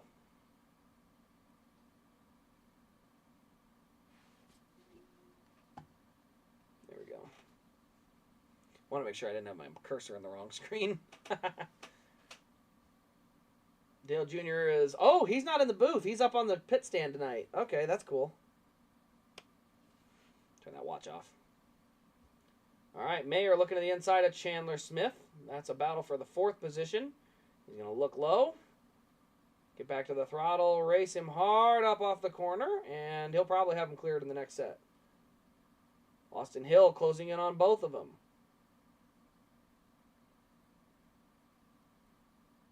Sammy Smith way down around the apron. Sorry, not Sammy Smith. Sam Mayer. Right first name, wrong last name. Sam Mayer went all the way down under the apron. That was really far down to be running.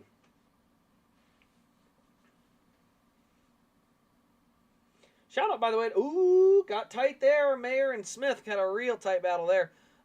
Real tight battle, too. Not tight battle, but a good run. Rajah Caruth in the 12th spot. This is one of his, not his first start, but it's one of his first starts in high-quality equipment, and he has done a great job of just maintaining where he should run. He's running a great spot right there in 12th, and just taking what the car will give him and not overdriving and putting himself in a bad spot.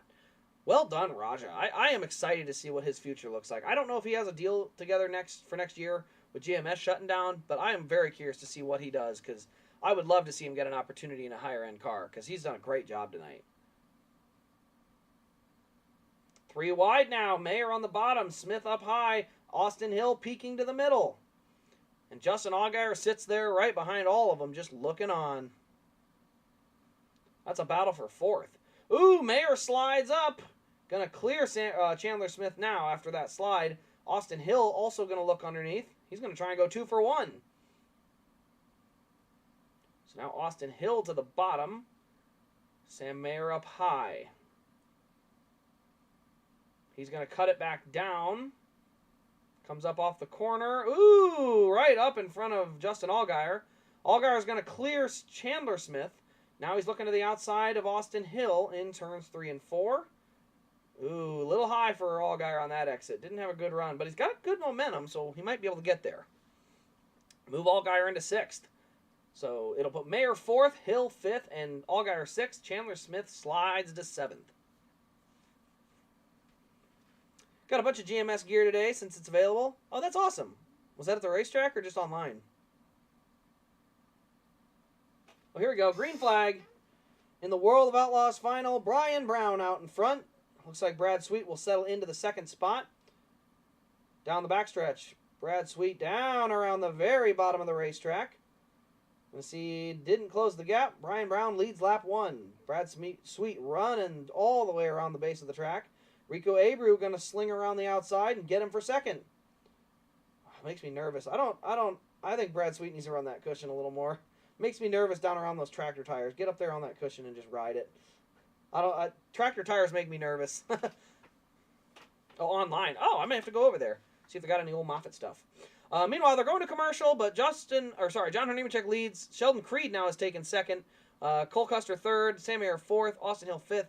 And Justin Allgaier 6th. You can see the lap times are starting to fall off, and you're starting to see some different names move forward. Seeing some really good pace out of Sam Mayer. Not so good pace out of Cole Custer. That car seems to fall off a little bit faster. All right, looking. David Gravel. He has to come from 21st in the field. He's running 13th already. 5 laps in, he's already to 13th. Meanwhile, battle for the lead. Brian Brown and Rico Abreu going to be slinging it together. They are about 5 car lengths apart. 6 down. 6 down, 19 to go, I believe. 6 down, 19 to go. Yeah, I'm glad they didn't put any resin down. That would have been worse. Yeah, I wish GMS could have got that title. Grant Enfinger deserved it, and it really sucked the way that turned out, especially the way it turned out. You know, I hate the fact that a guy that decided to wreck the field, or decided to wreck somebody else, changed the outcome of the championship. I hate that. That's such an ugly look. All right, 8 laps down. Rico still looking on. He's going to go around the outside. Rico Abreu to the lead on lap 8.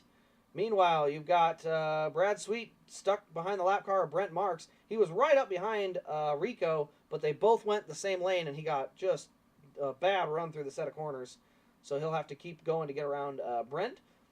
But out in the lead is Rico Abreu. Oh, wait, Marks is in that position. I didn't realize that. I thought Marks was going a lap down. He is not. Marks is actually taking the 2nd spot. I thought he was a lap car. That's fine. I had no problem with that now. I thought he was a lap car, and I thought, oh, that stinks. But no, it's fine. All right, so Austin Hill trying to put some pressure on Sam Mayer, but Justin Allgaier is right behind. So the battle for 4th is still pretty tight, but Chandler Smith has dropped out of that battle. He has fallen back from that. Creed takes the lead. What? Okay, well, first of all, my stuff's behind. Genuinely curious, how did he get the lead? He didn't even look like he was that close. But, yeah, shows on the scoring monitor. Did he slip up in one of these corners? Creed, oh my gosh, Creed sent it down in that corner. Got a good run through the corner, picked up the throttle, and drove off. Good job, Creed.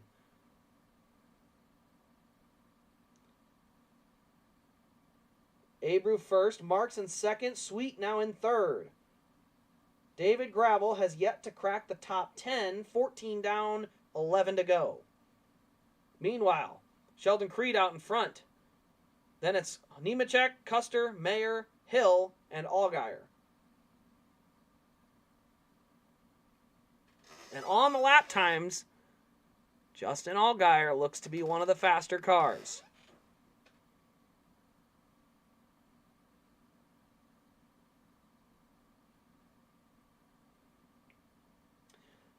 Let's see, 15 down, 16 down, 9 to go. Abreu still in front. Abreu on the bottom. Marks up high. David Gravel going around the top. He's trying to get by the number 55 and the 13 back-to-back. That moves him up to the 9th spot if he clears.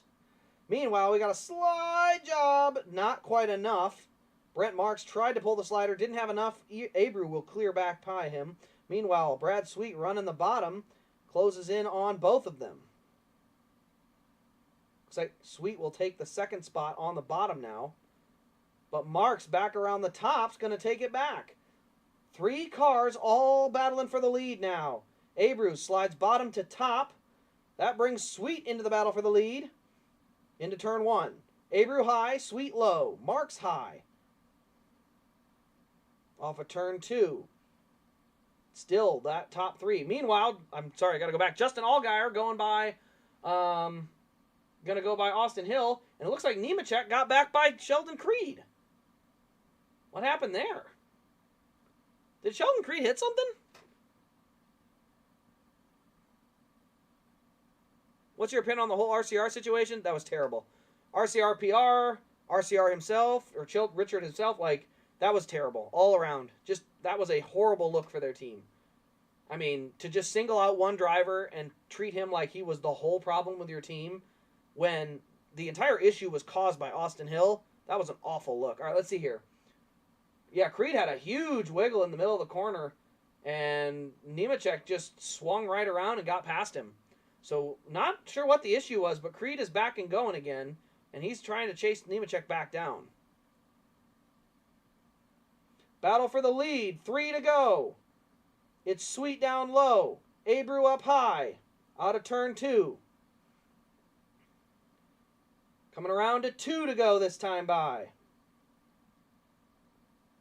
49 leads the lap. Maybe not. No, he did. Lead the lap. So, 49 leads with 2 to go, but Abreu still runs the cushion. Coming to the white flag, 24 tried a slider, it didn't work. 49 takes the lead, coming to the white flag. White flag, 49 low, 24 high. Down the backstretch. Oh, Rico jumped the cushion. It's Brad's race. Just get back to the checkered, and Brad's got it. Coming through 3 and 4, final time. Brad Sweet is a 5-time champion, and he wins the final race of the Outlaw season. Brad Sweet gets his, 12th or 13th win of the year, but wins in the final race of the season and clinches his 5th consecutive World of Outlaw title. Way to go. I got to go get that shirt. I got to go get a shirt for that. I need a t-shirt. I do. I just need one. So Brad Sweet, congratulations on the 5th straight. How many boxes are in this room? Probably like 400. Like, too many. Definitely too many. Meanwhile, back on this race, John Hunter Nemechek has retaken the lead and started to drive away. But do not count out Justin Allgaier. He is running the fastest laps on the track. He's down to a 2.5 second gap up to Nemechek. And as the time continues, he has taken that down lap after lap. So it is Nemechek, then a gap, or not a gap. Nemechek, Creed. Creed's not in the playoffs. But then Custer, Mayer, Allgaier, all in the playoffs. So 4 of the top 5 in the playoffs. Another KKR championship? You bet. That's their 6th championship. One of them with Darren Pittman and the other 5 all with Brad Sweet. Caution on the speedway. Myatt Snyder has made himself known again. And this is a caution for, I'm not sure where this incident took place. Myatt was running right with Raja. And I'm not sure, did Brett do this? Oh, Brett may have done this. Oh, that might be a Brett Moffitt caution right there, boys. I don't know if that was just Myatt had not enough of a run and then got on the brakes early. That's kind of on Brett, though. He had the run. See what happens here. Did he just try to hook low and then lock his brakes up? I don't know if that was contact or not. I'm not sure here. Because I thought Brett Moffitt may have punted him, but then after seeing it, it looks like he just sort of tried to hook left to get out of his way and locked it up on entry. Brett Moffitt can do no wrong, by the way, so I'll let that biased opinion just roll. Yes, well done, Brad Sweet. Climbing out of the car as a 5-time champion. This could be Brad's last World of Outlaw race as a point contender. And he goes out on top. How about that? Winning a race, winning a championship. What do you know? Brakes locked. That's what I thought. I can't tell. It didn't look like the contact because I saw the thing shake. Like, it looks like he had a lot of wheel hop the way it went into the corner because it doesn't look like he got punted. It looks like he tries to kind of turn low. And then you see, look at those rear wheels. You can see them bouncing. And, oh, man, can you guys see that? But, yeah, that bouncing rear wheel, I think he just wheel hopped it through the corner or into the corner. I mean, again, I am fully willing to be wrong. But, like I said, I don't think that was a dump. I'm gonna listen to this quick.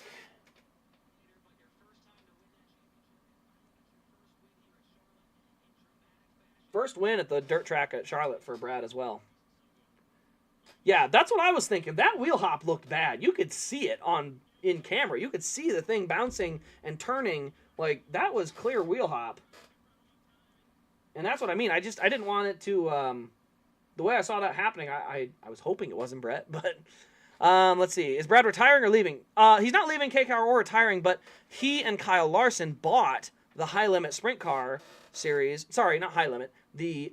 What is it? Ollie's All-Star Circuit of Champions. Tony Stewart's old series. He and Kyle Larson bought that series, and they are merging it with the High Limit series.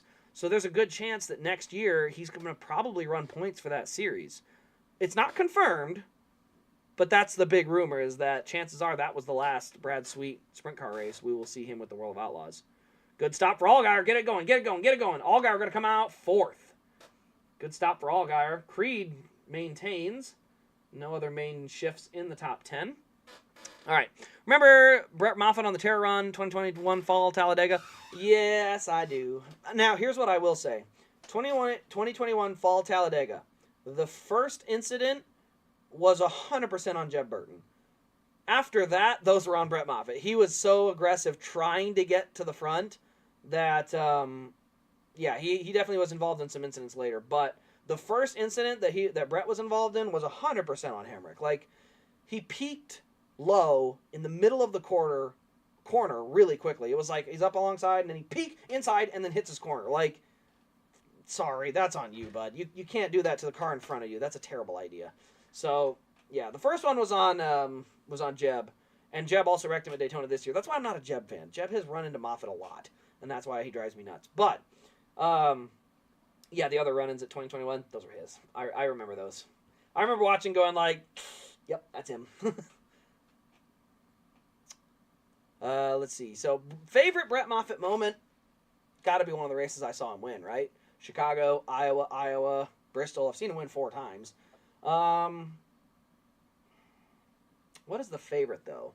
Obviously, he won a championship. It's hard not to love that moment, right? But, I'm trying to think.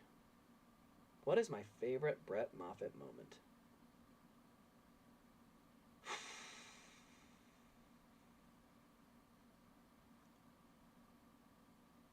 Probably, it's got to be the Iowa race. Winning in this home track after Noah pulled a slide job on the last lap that didn't work. That was a great race. So that would be one of the favorites for sure. How did I become a Moffitt fan? 2016, I believe, was the year. 2016. He was running a part-time schedule. Actually, let's go back. I liked him all the way back. So first of all, he's an Iowa guy. So you can see his little logo here. I'm going to sneeze, by the way. Power sneeze. But you see this logo on the hat. You can see he's got the Iowa logo. So I always got to root for the Iowa guys. Just naturally, we don't have any Cup drivers from Iowa. Now we're starting to get some more drivers from the area with Sammy Smith and some others. So naturally, I rooted there. But also, I got to see him run a race at Iowa Speedway, and I believe it was for GMS in the 96 Chevy Camaro. I got to go back and look, but it was an Iowa race, I want to say in 2013, 2014 maybe. But he ran a race for GMS in the Xfinity Series, and he ran like 15th all day. So I was there to watch Joey Gase. He's from Cedar Rapids. I was going to college in Cedar Rapids. I was like, oh, I want to see how Joey Gase does. He ran like crap. He always has. He ran crap in a late model race at Cedar Rapids that I was at. He was there that night. I'm like, cool, Joey Gase is here. He ran like 10th. I'm like, dude, you're a cup driver. What the hell? But anyway, so yeah, I was there to watch Joey Gase and Landon Castle. And all of a sudden, I'm watching this other Iowa guy that I knew to track and keep an eye on him. But I was watching, and all of a sudden, I'm like, hold on a minute.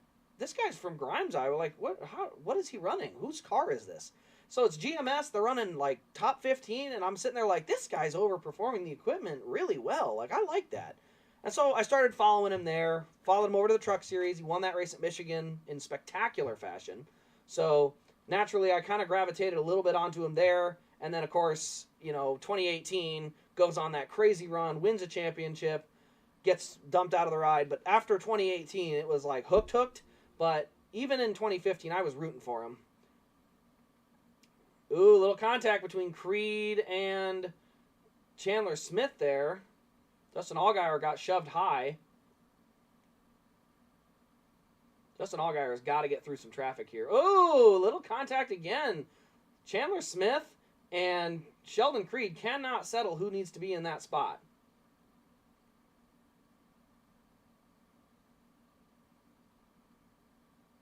Meanwhile, Justin Allgaier still on the hunt. He's going to move into that high lane spot. He goes around Sam Mayer. He's now in 5th, but he's got to get by the side-by-side battle in front between Sheldon Creed and Chandler Smith.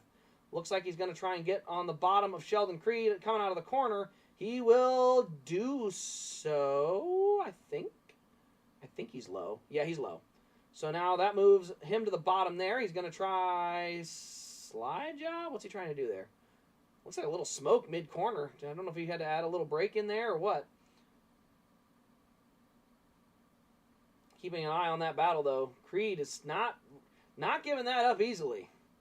Allgaier to the bottom, looking for 4th. Nemechek out in front. Cole Custer in 2nd.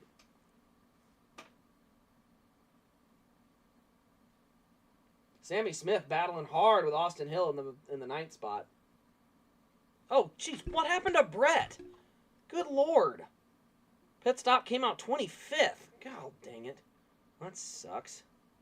So Brett came out 25th. Fortunately, he's going to be lucky to get a top 10 at this point. Where'd Donnie finish? I don't know. I have to check the results. I did not see him in the top 3, though. He didn't podium. You were at Hawkeye Downs, weren't you? Yes, I was. I was at Hawkeye Downs. I went there a few different times. I really wanted to get a Legends car after going there a couple times. I'm like, dude, those things look fun.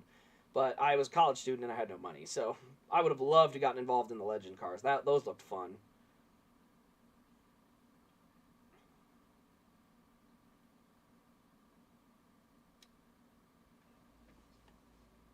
The Midam series. I don't know what that series is, but I do know. Oh, okay. Looks like Allgaier has gotten around Creed, and Sam Mayer did as well. But anyway, yeah. So I was watching him run one of the races down there, and I was just kind of like not impressed because he didn't run well. Austin Hill being a menace. We don't have a caution, do we? I know there's been a lot of contact.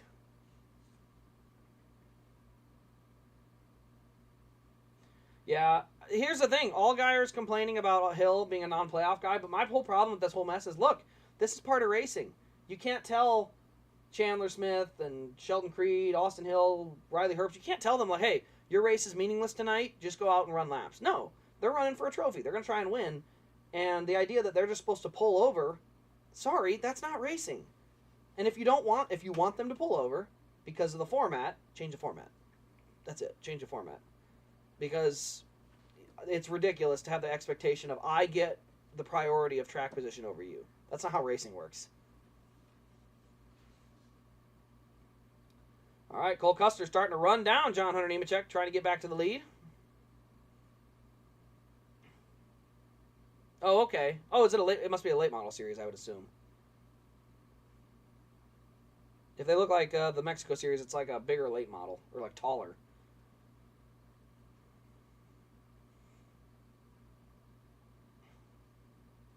All right, Cole Custer starting to make in some gains here. Justin Allgaier has gotten around and now has a little bit of a gap. Some clean racetrack in front, so we'll see what he can do over the next handful of laps. Although it usually does take a few laps for that car to come in. Donnie Schatz. 13th. I found him on the thing. He finished 13th. Did Kane make the A-main? I think he did. Yeah, 24th. All right, let's see. What team was Moffitt running the 66 for? 66. He ran the 55 for Michael Waltrip Racing. I don't remember him in the 66 though. I don't remember that one. Unless that was the GMS. I thought it was a 96 car though. I'd have to look.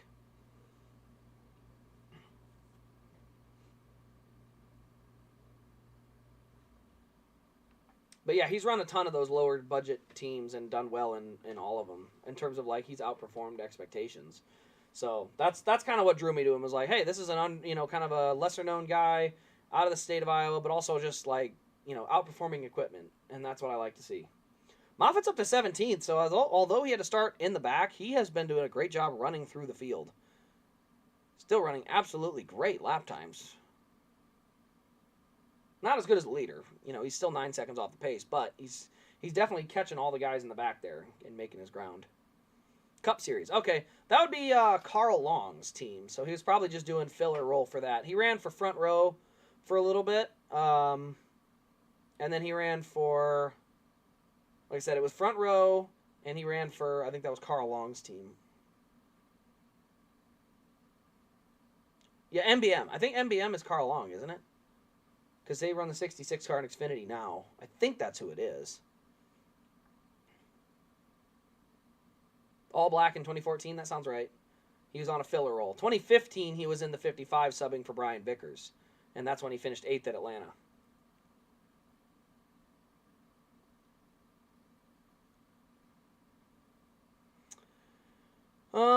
Lap time, Justin Allgaier, not faster than the leaders yet. So, I mean, it is still only like 10 to 15 laps in the run, but he's already 3.5 seconds back, so he's going to have to start making up more time than that. I do kind of hope this goes green. I would like to see the battle for the lead if this thing can go green. Not a commercial. We got a battle for the lead. Come on. Well, battle for the lead, and we're going to miss it because they're going to commercial. Oh, at least it's side by side. All right, we don't totally miss it, but kind of. Custer to the inside. Side by side down the backstretch. Judging by that ticker, he's going to get the lead here. He's going to drive it in deep, slide up in front, and Cole Custer to the lead and in position to win this first Xfinity Series championship. Actually, no matter who wins, it's going to be a first. So.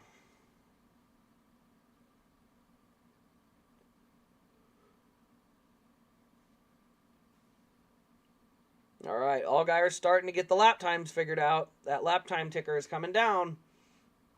He's 3.3 seconds off the lead, though. Plenty of time left, but he's going to have to get good laps because he's got to close that gap back down.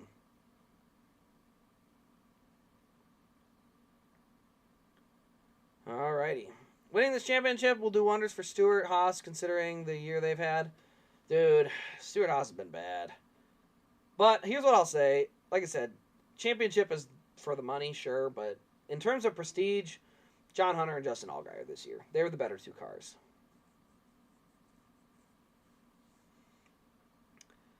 Yeah, Mayer has good lap times. The problem is Mayer has to be faster than Justin Allgaier, and he's not. So Mayer's already falling behind Justin Allgaier. So that's where I'm not sure that without a caution he's going to win. Oh, man. Moffitt up to 16th. Closing in now on Parker Kligerman.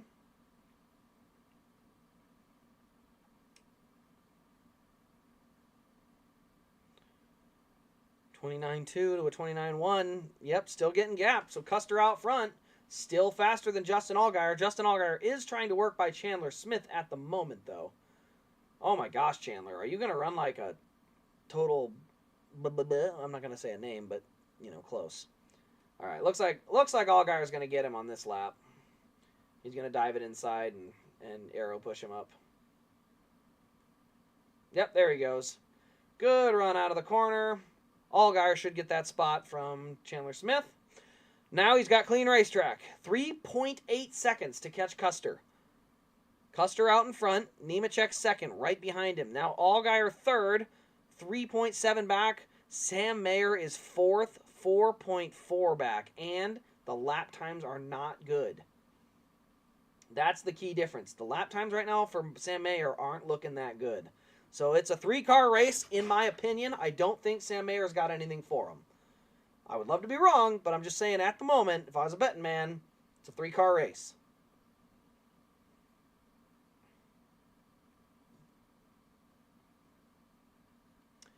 All right, keeping an eye up there. 29.2, 29.2, 29.2. They're all running the same lap time. 3.7 the gap now.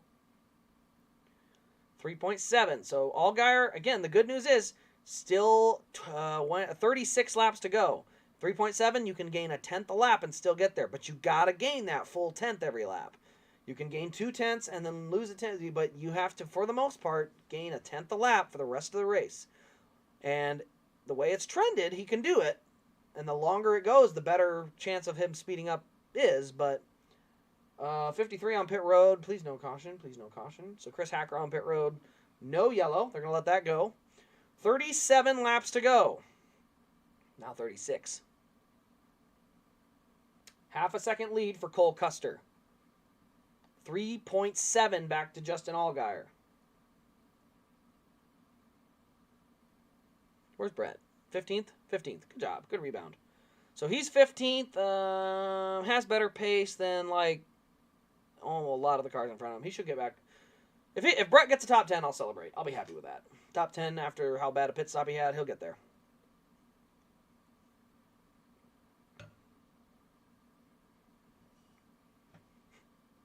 I can bet the golf clubs for sure. You know what? Screw it. How about this? No, hold on. I'm going to specify. If Sam Mayer wins this race under a green flag run, so if Sam Mayer, currently 4th, wins this race with no cautions, that's the stipulation, I will run a giveaway. Don't know what car. It'll be one of the newer cars that I have multiple of. Probably a Kyle Larson Kansas car. We'll do a giveaway. But Mayer has to win, and there has to be no cautions. That also helps him win. So caution comes out, that's over. But if Sam Mayer, right now in 4th, drives up and wins, we'll do a giveaway. So we will do a giveaway on a Kyle Larson Kansas car from 2021 if Sam Mayer drives from 4th and wins a race. That also, by the way, includes if the front 3 all wreck each other on the last lap, that'll still count. But if there's a caution with 10 to go and they bunch up, it doesn't count. So I'm specifying. Do I still think Blaney has a chance? Sure, Blaney still got a chance. But he's going to need long runs. Short runs are going to kill him because William Byron's going to win the battle off pit road all day tomorrow. All day tomorrow he's going to be winning the battle off pit road. 3.2. Justin Allgaier cutting the gap down. Now 2.8. He's gaining 3 tenths a lap in lap traffic. Because of the traffic, it looks like Justin Allgaier is closing that gap down. As is Sam Mayer, by the way. Sam Mayer's putting some good laps together. Now, he may not be in the traffic, and that's the thing. I don't think he'll catch Allgaier is the problem. But, like I said, we'll do a giveaway. Let's do it. I ain't putting that Elliott Homestead up for grabs. No way. No way. I am not putting that up on a giveaway or anything. That's too risky. Too risky. Dale Jr. 2004 Daytona 500, I'm assuming is the one you want. Because he didn't win in 2005. But the 2004, I do have a, what is it called? I have the dual version. The win from the Gatorade duels. I have that one for sale on the website. But the regular Daytona 500 win that's autographed, nah, that ain't going nowhere. 31 to go. 2.7 seconds is the gap. Next time by. 2.4 seconds is the gap. I mean, it's 2 to 3 tenths a lap now. Justin Allgaier is cutting off the lead. Sam Mayer is cutting the lead down as well, just not as quickly. He's still 3.9 behind. So he's cut it down from 4.8 to 3.9, but he's still a ways back. Now, still 30 laps to go. He could get there.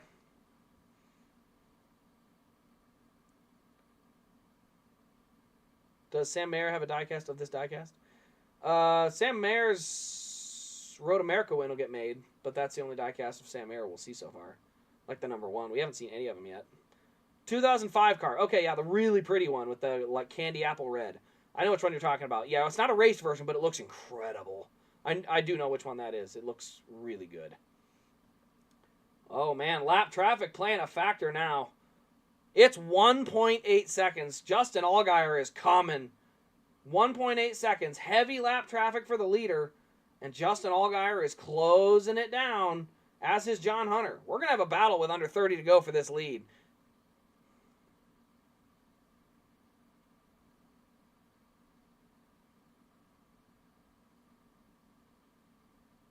$29.5, $29.7, $29.5. Custer going to go up top, get around another lap car. Lead 1.8 seconds. Allgaier starting to get into that heavy traffic, so he's starting to have to navigate the same traffic those guys were just in. And he's starting to make that ground up. Myatt Snyder now in the way, trying to get out of the way. So Nemechek will turn down and get around him.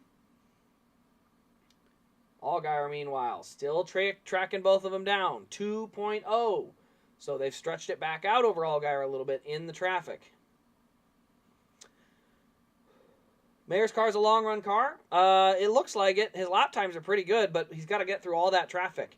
That's the only thing, is all that traffic that Allgaier just caught through, Mayer's going to have to get through all that same traffic. So we'll see if he can keep the lap times good while going through all that traffic. 26 to go. Still a long ways. 2005 car to me is a holy grail. I have the 2004. 2005 Dark Red is my dream. Dude, it's not a win. Because he didn't win in 2005. But yeah, I have the dual win 04 in Elite on the website. But that 2005 car, they don't make a raced version, but the standard version, it's beautiful. I did a review on it once. I don't have it anymore, but it is a gorgeous car. 2004 MLB car with all the white front. Oh, yes. That one ran at the Charlotte race that Kane ran his Mopar car and crashed. Kane had such a fast car in that race. But yes, I know exactly what you're talking about. 2004 MLB car. It ran at Charlotte in the fall at the night race. Well, they're both night races, but it was the fall race. And like I said, Kane was rocket fast that night. Meanwhile, the gap is up to 2.2 seconds now. So Justin Allgaier closed the gap down in traffic and then had trouble with the most recent lap car. And it's 2.1. So still, a tenth a lap will get him there. 24 laps to go. I hope this goes green. I hope we have a 4-car battle for the lead with 10 to go. That'd be incredible. Because the race will have enough build-up to that battle. It'll be great.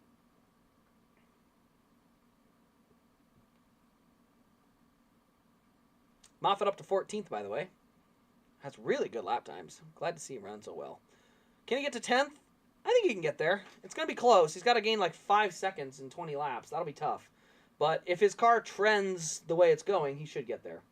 Looks like another side-by... This better be a side-by-side. 20 to go in the championship. You better have a side-by-side for this. Custer is starting to stretch that lead out, though. He's out to an 0.8 of a second lead.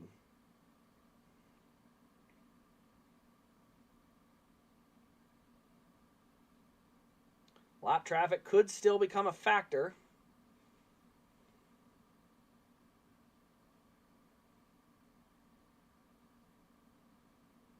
Dude, Dale Jr.'s 2005 run was incredible. That was such a fun race. That 2005 Daytona 500 is still one of my all-time favorites. Honestly, if they don't implement the green-white checker rule, Dale Jr. wins that race, by the way. Just saying. Oh, no, I think Jeff Gordon would have still won it. But, yes, it was great. Who is better rookie, Casey Kane or Kyle Larson? Casey Kane all day. Casey Kane all day. He was the car to beat all day. Or I shouldn't say the car to beat. He was very, very good. Oh, we got a caution. Oh, this better be for something good. I swear, if this is some cheap, stupid little guy scraped the wall a little bit and they threw a yellow, I'm gonna be mad. I'm gonna see it though. Here, we'll see what the TV shows. Caution for the 24. Let's see what it is. There's the caution. Yeah, he's against the wall, I guess. Man, that stinks. This is gonna turn into the same thing as yesterday. There goes the giveaway. Like I said, I don't think Sam Mayer was gonna get there. And if he did, we all could have partied. That would have been a great race if he had driven all the way from there to the front. So we would have had great. But who's the 24? I don't even know who that is. It might be a tire failure. It may not even be his fault, but damn. Dang, I hope this isn't going to get too bad. I got a bad feeling this is about to turn into yesterday. I really hope it doesn't. Bomb's eye moves into every corner, and we just don't need that. Let's see what happens. Connor Mozak. Oh, I don't really have a huge fan of his. Did he lose his brakes? He, like, hooked straight right and just rode the wall. He may have lost brakes. And if that's the case, there's nothing he could have done.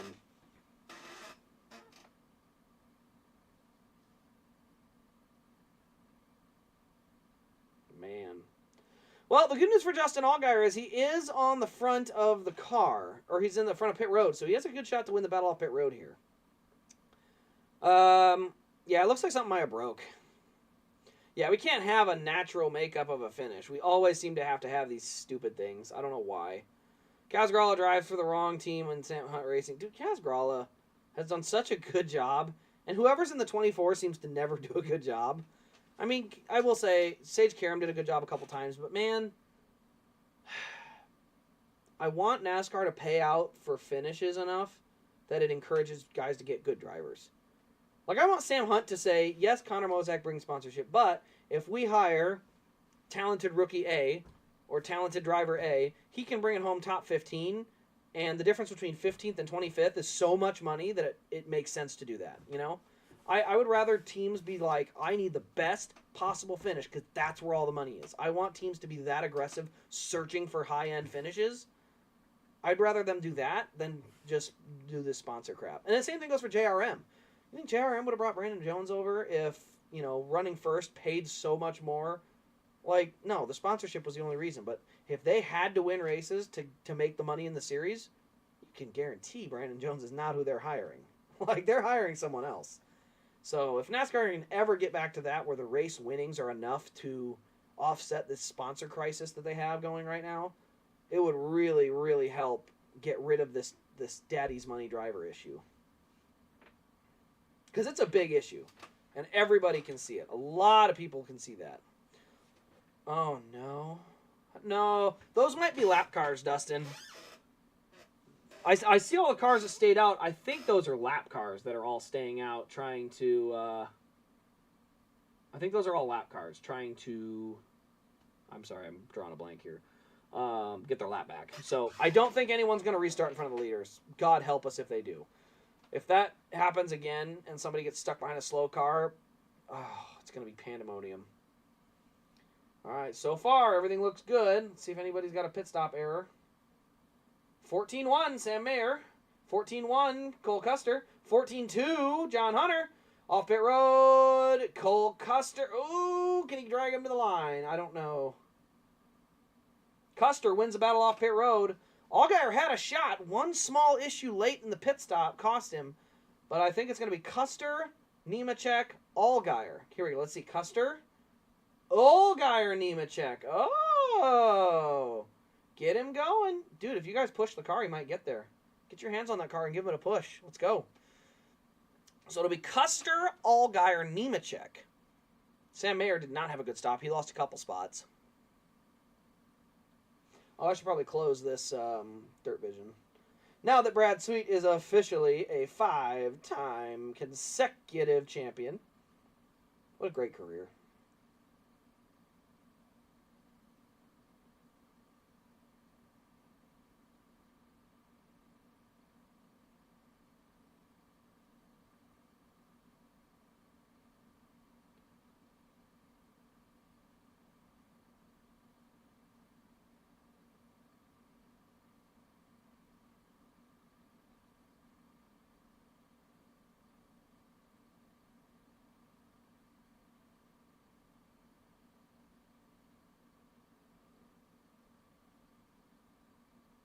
Trying to see here.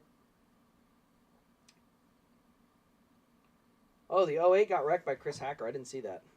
That's kind of a shame. Yeah, Sieg has been off this year. I don't know if maybe he doesn't have as much Ford support with AM Racing coming in and having a tighter relationship with Stuart Haas potentially, but I have noticed Ryan Sieg's been off this year. They've done good strategy, but their speed has not been as good as it was last year.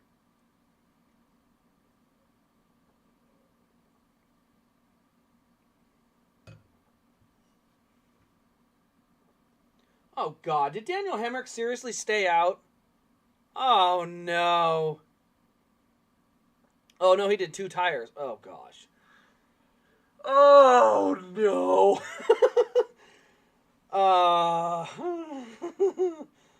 um, hmm. Yikes. I don't like this, man. I got a bad feeling Daniel Hemrick's going to have a big role in the outcome of this championship, and I don't like it. You know what? Blame NASCAR. I'm not going to blame Hemrick. I'm not going to blame Colleague. This is NASCAR's fault. They made this dumb format.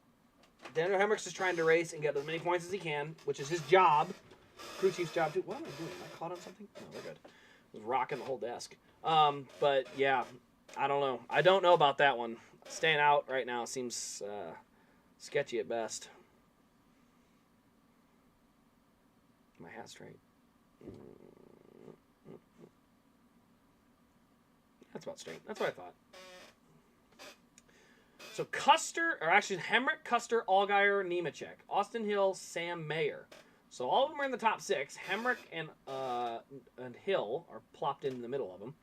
Moffitt came out 16th, another loss on pit road. Coming to the choose, I think.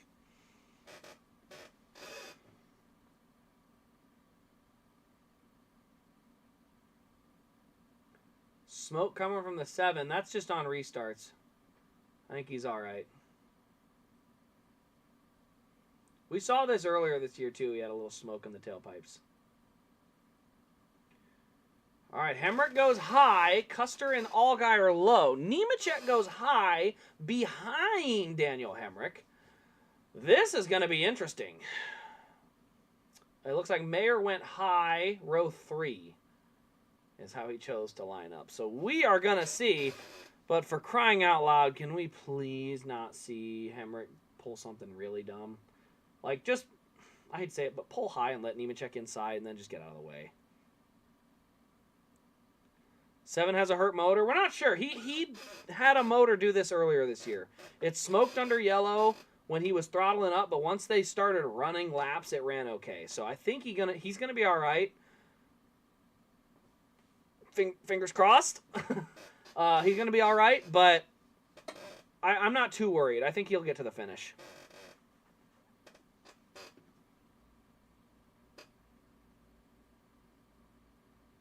Just got to make it 13 laps. He's only got to go 13. Because you're not seeing heavy smoke. It's just on high rev is where you see a little bit of smoke puff. So I think there just might be a little something where it's idling weird. Coming to the restart zone. Good restart. Daniel Hemrick got through the restart zone nicely and doesn't seem to have any issue right now. Ooh, real tight between Custer and Allgaier. Custer going to sail it in on the bottom. Allgaier in the middle. Hemrick up high. Great exit of the corner for Allgaier. He's going to slide into second. Nemechek with a great exit to third. Sam Mayer up the middle. He's coming for 4th. Front 4 are all championship contenders with 12 laps to go. Justin Allgaier, he's going to need this car to come in faster than 12 laps this time around. Going to look low into the corner. Custer tries to block, but up high goes Nemechek. Nemechek going to do the crossover, though. He's going to get a cross coming out of the corner and get a run on Allgaier. 11 laps to go. Custer to the bottom. Allgaier to the bottom. Nemechek high. Mayer still hanging around in 4th, but Nemechek has got there. He's high. He's going to make the pass on Justin Allgaier coming down the front stretch and off into turn 1.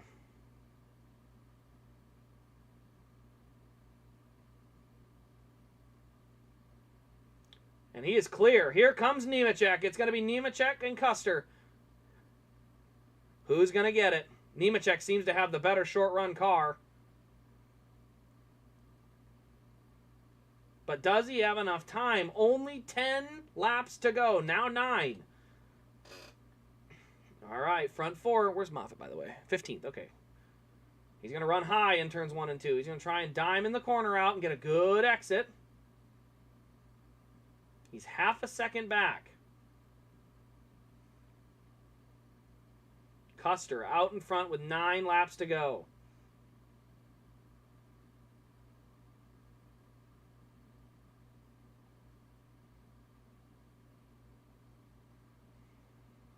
Lap times are all pretty similar. Custer is throwing great lap times down, though. He's up to 0.6 of a second. With only 8 laps to go, I don't know if anyone's going to get there. Meanwhile, Daniel Hemrick has fallen through the field. He's all the way back to 17th already. That did not work out for him at all. That was a very bad strategy call for Hemrick, man. I think Custer's got this, guys. 7 laps to go, and nobody seems to have a better short-run car than he does. If the thing had gone green, I think there would have been a chance. But this is just too short a run, I think, for anyone to catch him. He's been so good for the first 20 laps of a run, and that's all we're going to need. 7 to go still. Caution. We got a caution. I'm behind still, so I'll get to it here in just a second. I'm trying to see who it is. Is it Hemrick? No, it's not Hemrick. 6 to go. Coming around. Where's our caution? I know it's coming. Trying to see who it is. We know there's a caution coming, but I can't see it.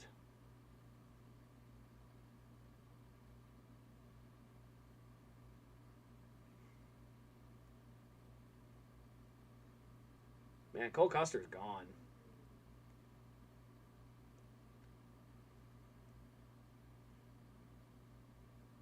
Oh gosh, it's Anthony Alfredo. That's unfortunate. No damage. Did he just spin coming out of the corner? I really hope that's not the case. I got a bad feeling this is just going to be an ugly self-spin. Not intentional, but I just say self-spin like you just spun by yourself and didn't hit anything. But it's obviously going to change this championship a lot. All right, guys, we're into overtime. Are you guys ready for constant crashes for the next 2 hours? We'll see. They didn't show us why the 78 went around. I'm assuming it was just on his own. But he didn't have any major damage, so it didn't look like he smoked the wall or anything, so he should be all right.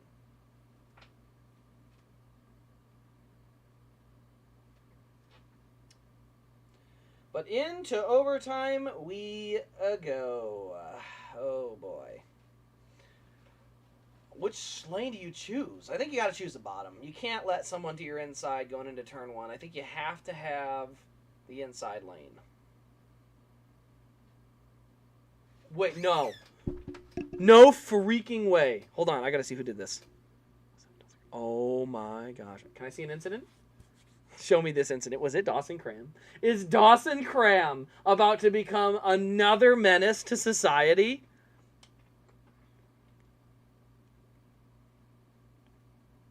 I need to see this. How did you guys already see this? They've yet to show us a replay. Maybe I'm behind. But I kind of need... Oh, here we go. All right. Yep. That's Dawson Cram. I hate you, Dawson Cram. No. That was not Anthony. That was Dawson Cram. That was Dawson Cram right there, boys. Boys and girls. That was, wow. So Dawson Cram has a tendency now to affect the outcome of championships. This is kind of ridiculous. This isn't even the first time he's done it. I mean... What are you doing? And he's at the back of the field. I mean, where is he running? He wrecked Anthony Alfredo for 23rd or 22nd. He wrecked a guy for 22nd position. And now it's going to change the championship again. Dude, I always said I hated Dawson Cram as sort of a joke. Like, in a sort of way, it drove me nuts that he cost Brett Moffitt that 2020 championship. It drove me nuts. I hated it. But I also understood, like, he didn't do it intentionally, you know? But it still irked at me, like, come on, dude. Like, you gotta have more self-awareness type of thing. And he's just done it again. Like, he may legitimately be doing these things on purpose. His name will go in the history book. Biggest contributing factor to why a guy won a championship. Dawson Cram cautions sending the race to overtime. Like, that'll read in the history books. Another outcome screwed. Every point matters. Yeah, Dawson Cram's not running for points, so that's just him being dumb, unfortunately. Like I said, I don't even know the guy. I don't know anything about him. He might be a super nice guy, but that's twice. That's twice. All right, we'll see what Custer's got. Dawson Cram, changing championship since 2020. Oh, man. By the way, another big shout-out, Raja Karuth, running in 13th right now. He has had a great day. Like, honestly, well done. First time in the 17 car. Never worked with that crew, the pit crew, the crew chief, none of those things before. 17 doesn't even run full-time, so they're still kind of getting their program put back together. And to go out and run 13th, like, well done. Good result. Good job just putting the car together and making it work. Like, that's impressive. All right, Custer goes high. Nemechek low. Allgaier high. Mayer low. Sam Mayer's going to win this championship. I'm calling it right now. Sam Mayer is going to win this championship. And the front three are all making contact. Stamp it down. That's what's happening. The 20 is going to slide up into the 00. The 1 will cross under both of them. And the 1 is going to win the championship. For owner's points, though, I still don't think you need to wreck a guy for 22nd. Even for owner points. Even in owner points, you don't need to be wrecking a guy for 22nd position. Like, race hard, but you got to keep in control of your car. Like, that's your job as a driver. Stay in control of your car. So, like, he can run for it all he wants, but he did change the championship again. So, all right, Snyder was a free pass. Okay, guys. All right, come to the restart zone. I'm going to call it live. Well, semi-live. I'm delayed, so I got to now. I'm not looking at the, not going to look at the board. Here we go.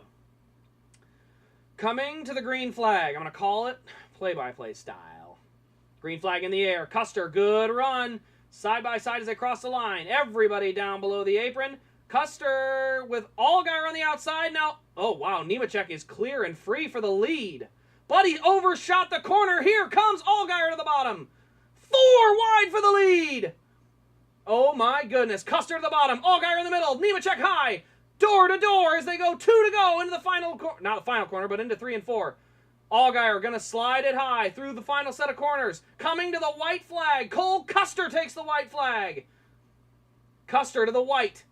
Sam Mayer didn't get there. I'm surprised at that. Sheldon Creed has found his way to the top 5. Meanwhile, Allgaier going to send it in high. Going to try and get all it's worth. Trying to get a big run out of the corner. Hasn't got it yet. He's not close enough. Allgaier's going to have to send it to have any shot. And he's too far back. It's going to be Cole Custer through the final set of corners. Cole Custer out of the... Yep, he got it. Okay. Cole Custer gets the championship. I don't know what happened. I can't see where the 20 went. But he is the last of the championship guys. He slid high and got crossed over by Justin Allgaier and did not recover well. Oh, he didn't recover well at all. Where did he go? 28th position. What happened to John Hunter, guys? I didn't see that. He crashed. He crashed? Bro, seriously? He crashed. And none of us know about it. Are you serious? Nemechek crashed. What? How have we not seen this? There it is. I can finally see it. What happened? What happened? For crying out loud. How do you not show that?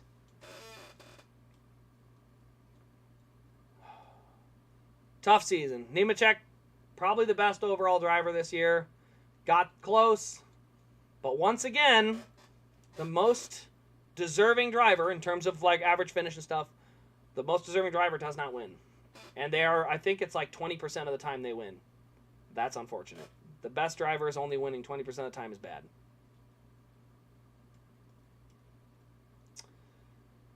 But Cole Custer gets SHRA championship with as tough a year as they had. Cole Custer is an Xfinity Series champion now. And suddenly this means he should go back to Cup, because winning a championship is far more impressive than winning 10 races or 5 races. No, I'm just kidding. Dawson Cram may have ruined another one, but Cole Custer was in the lead before that happened. So at least the same guy won. At least the same guy won. It didn't change the outcome of the race.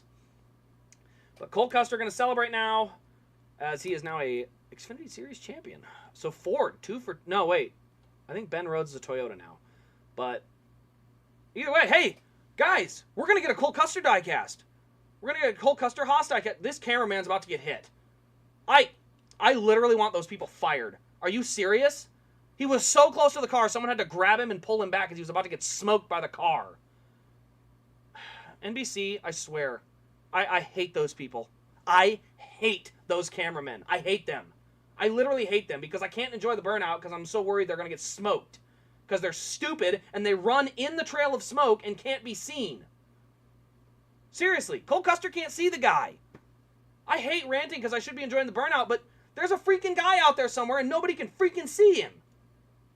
What an idiot. I am so tired of these people. Seriously. I hate those camera guys. I really do. It's like, the cameras have a zoom function. You do not have to be 2 inches from the car. Goodness, I hate those guys. You saw the guy. I don't know if you saw the camera. The guy literally got yanked back by somebody. Somebody grabbed him and pulled him out of the way so he didn't get smoked by the car while it was spinning around. Sorry, I hate ranting, but my goodness, I hate those cameras. I shouldn't say that.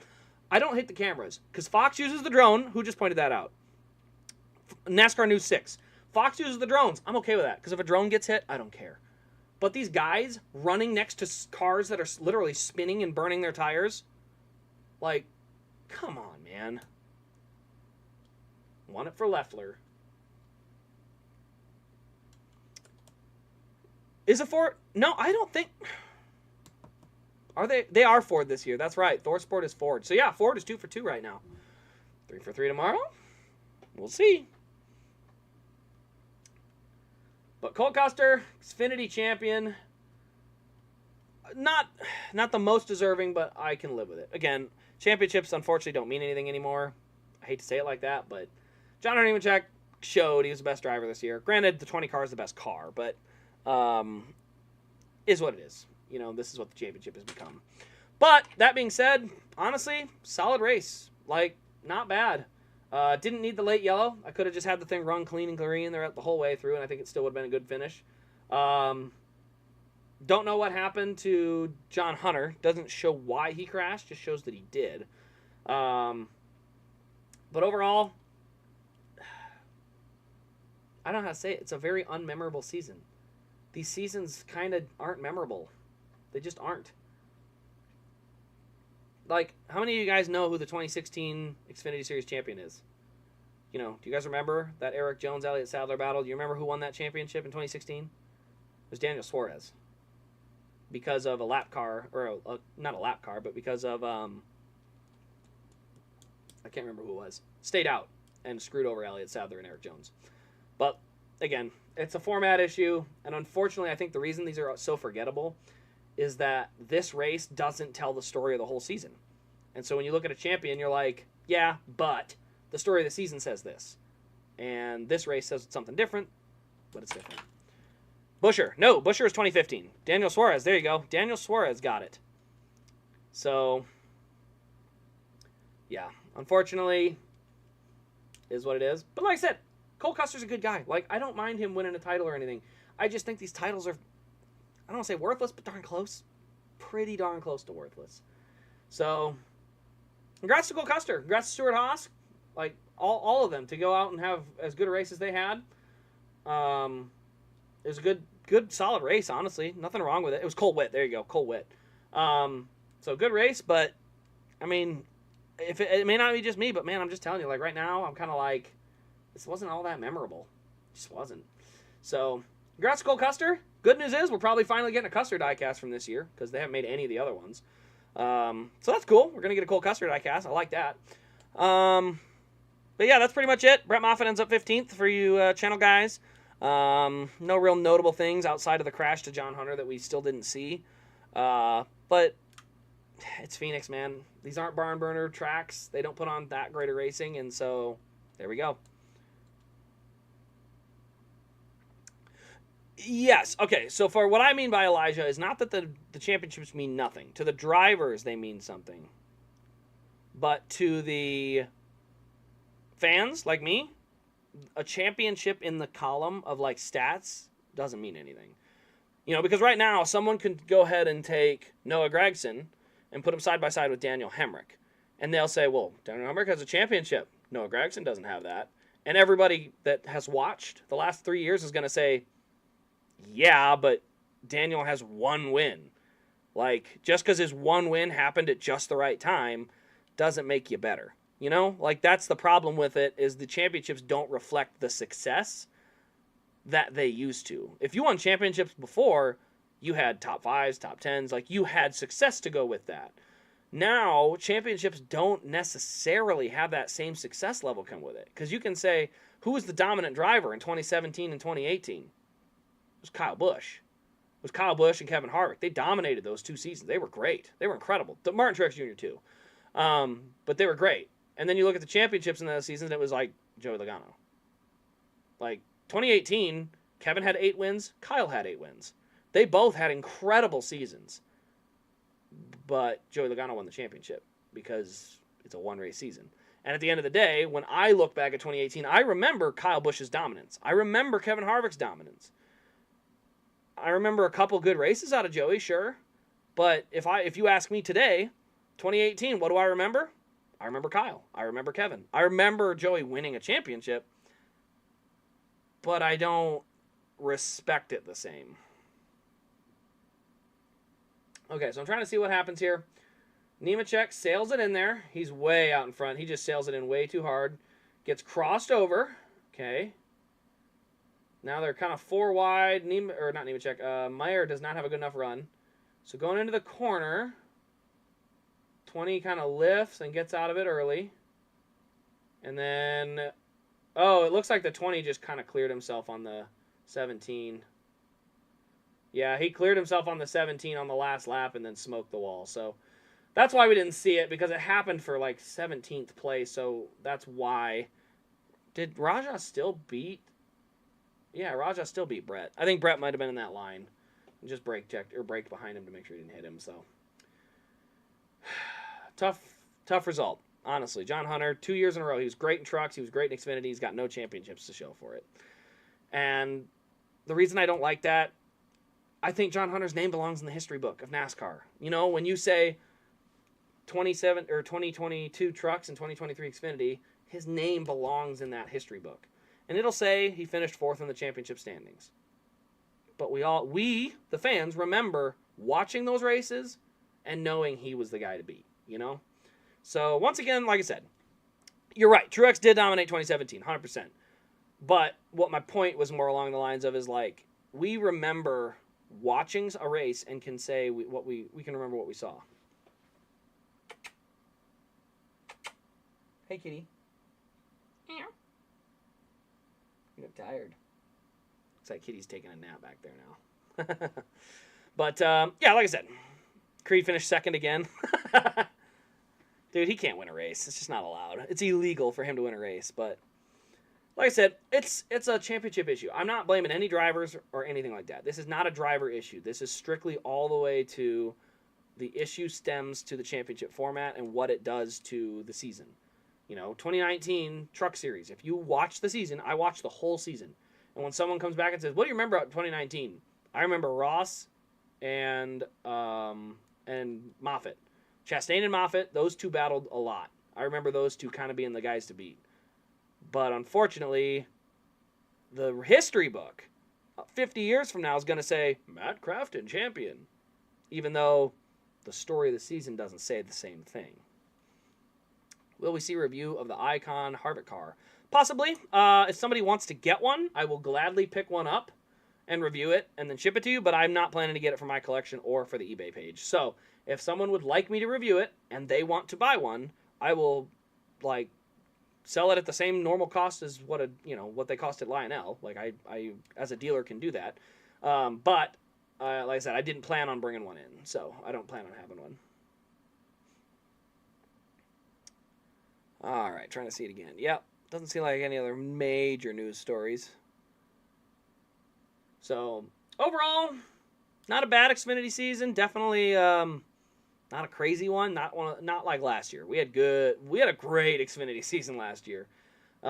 This year, not as much, but it wasn't terrible. You know, we definitely didn't have a terrible year. So overall, it's just okay. That's the way we'll put it. Just okay.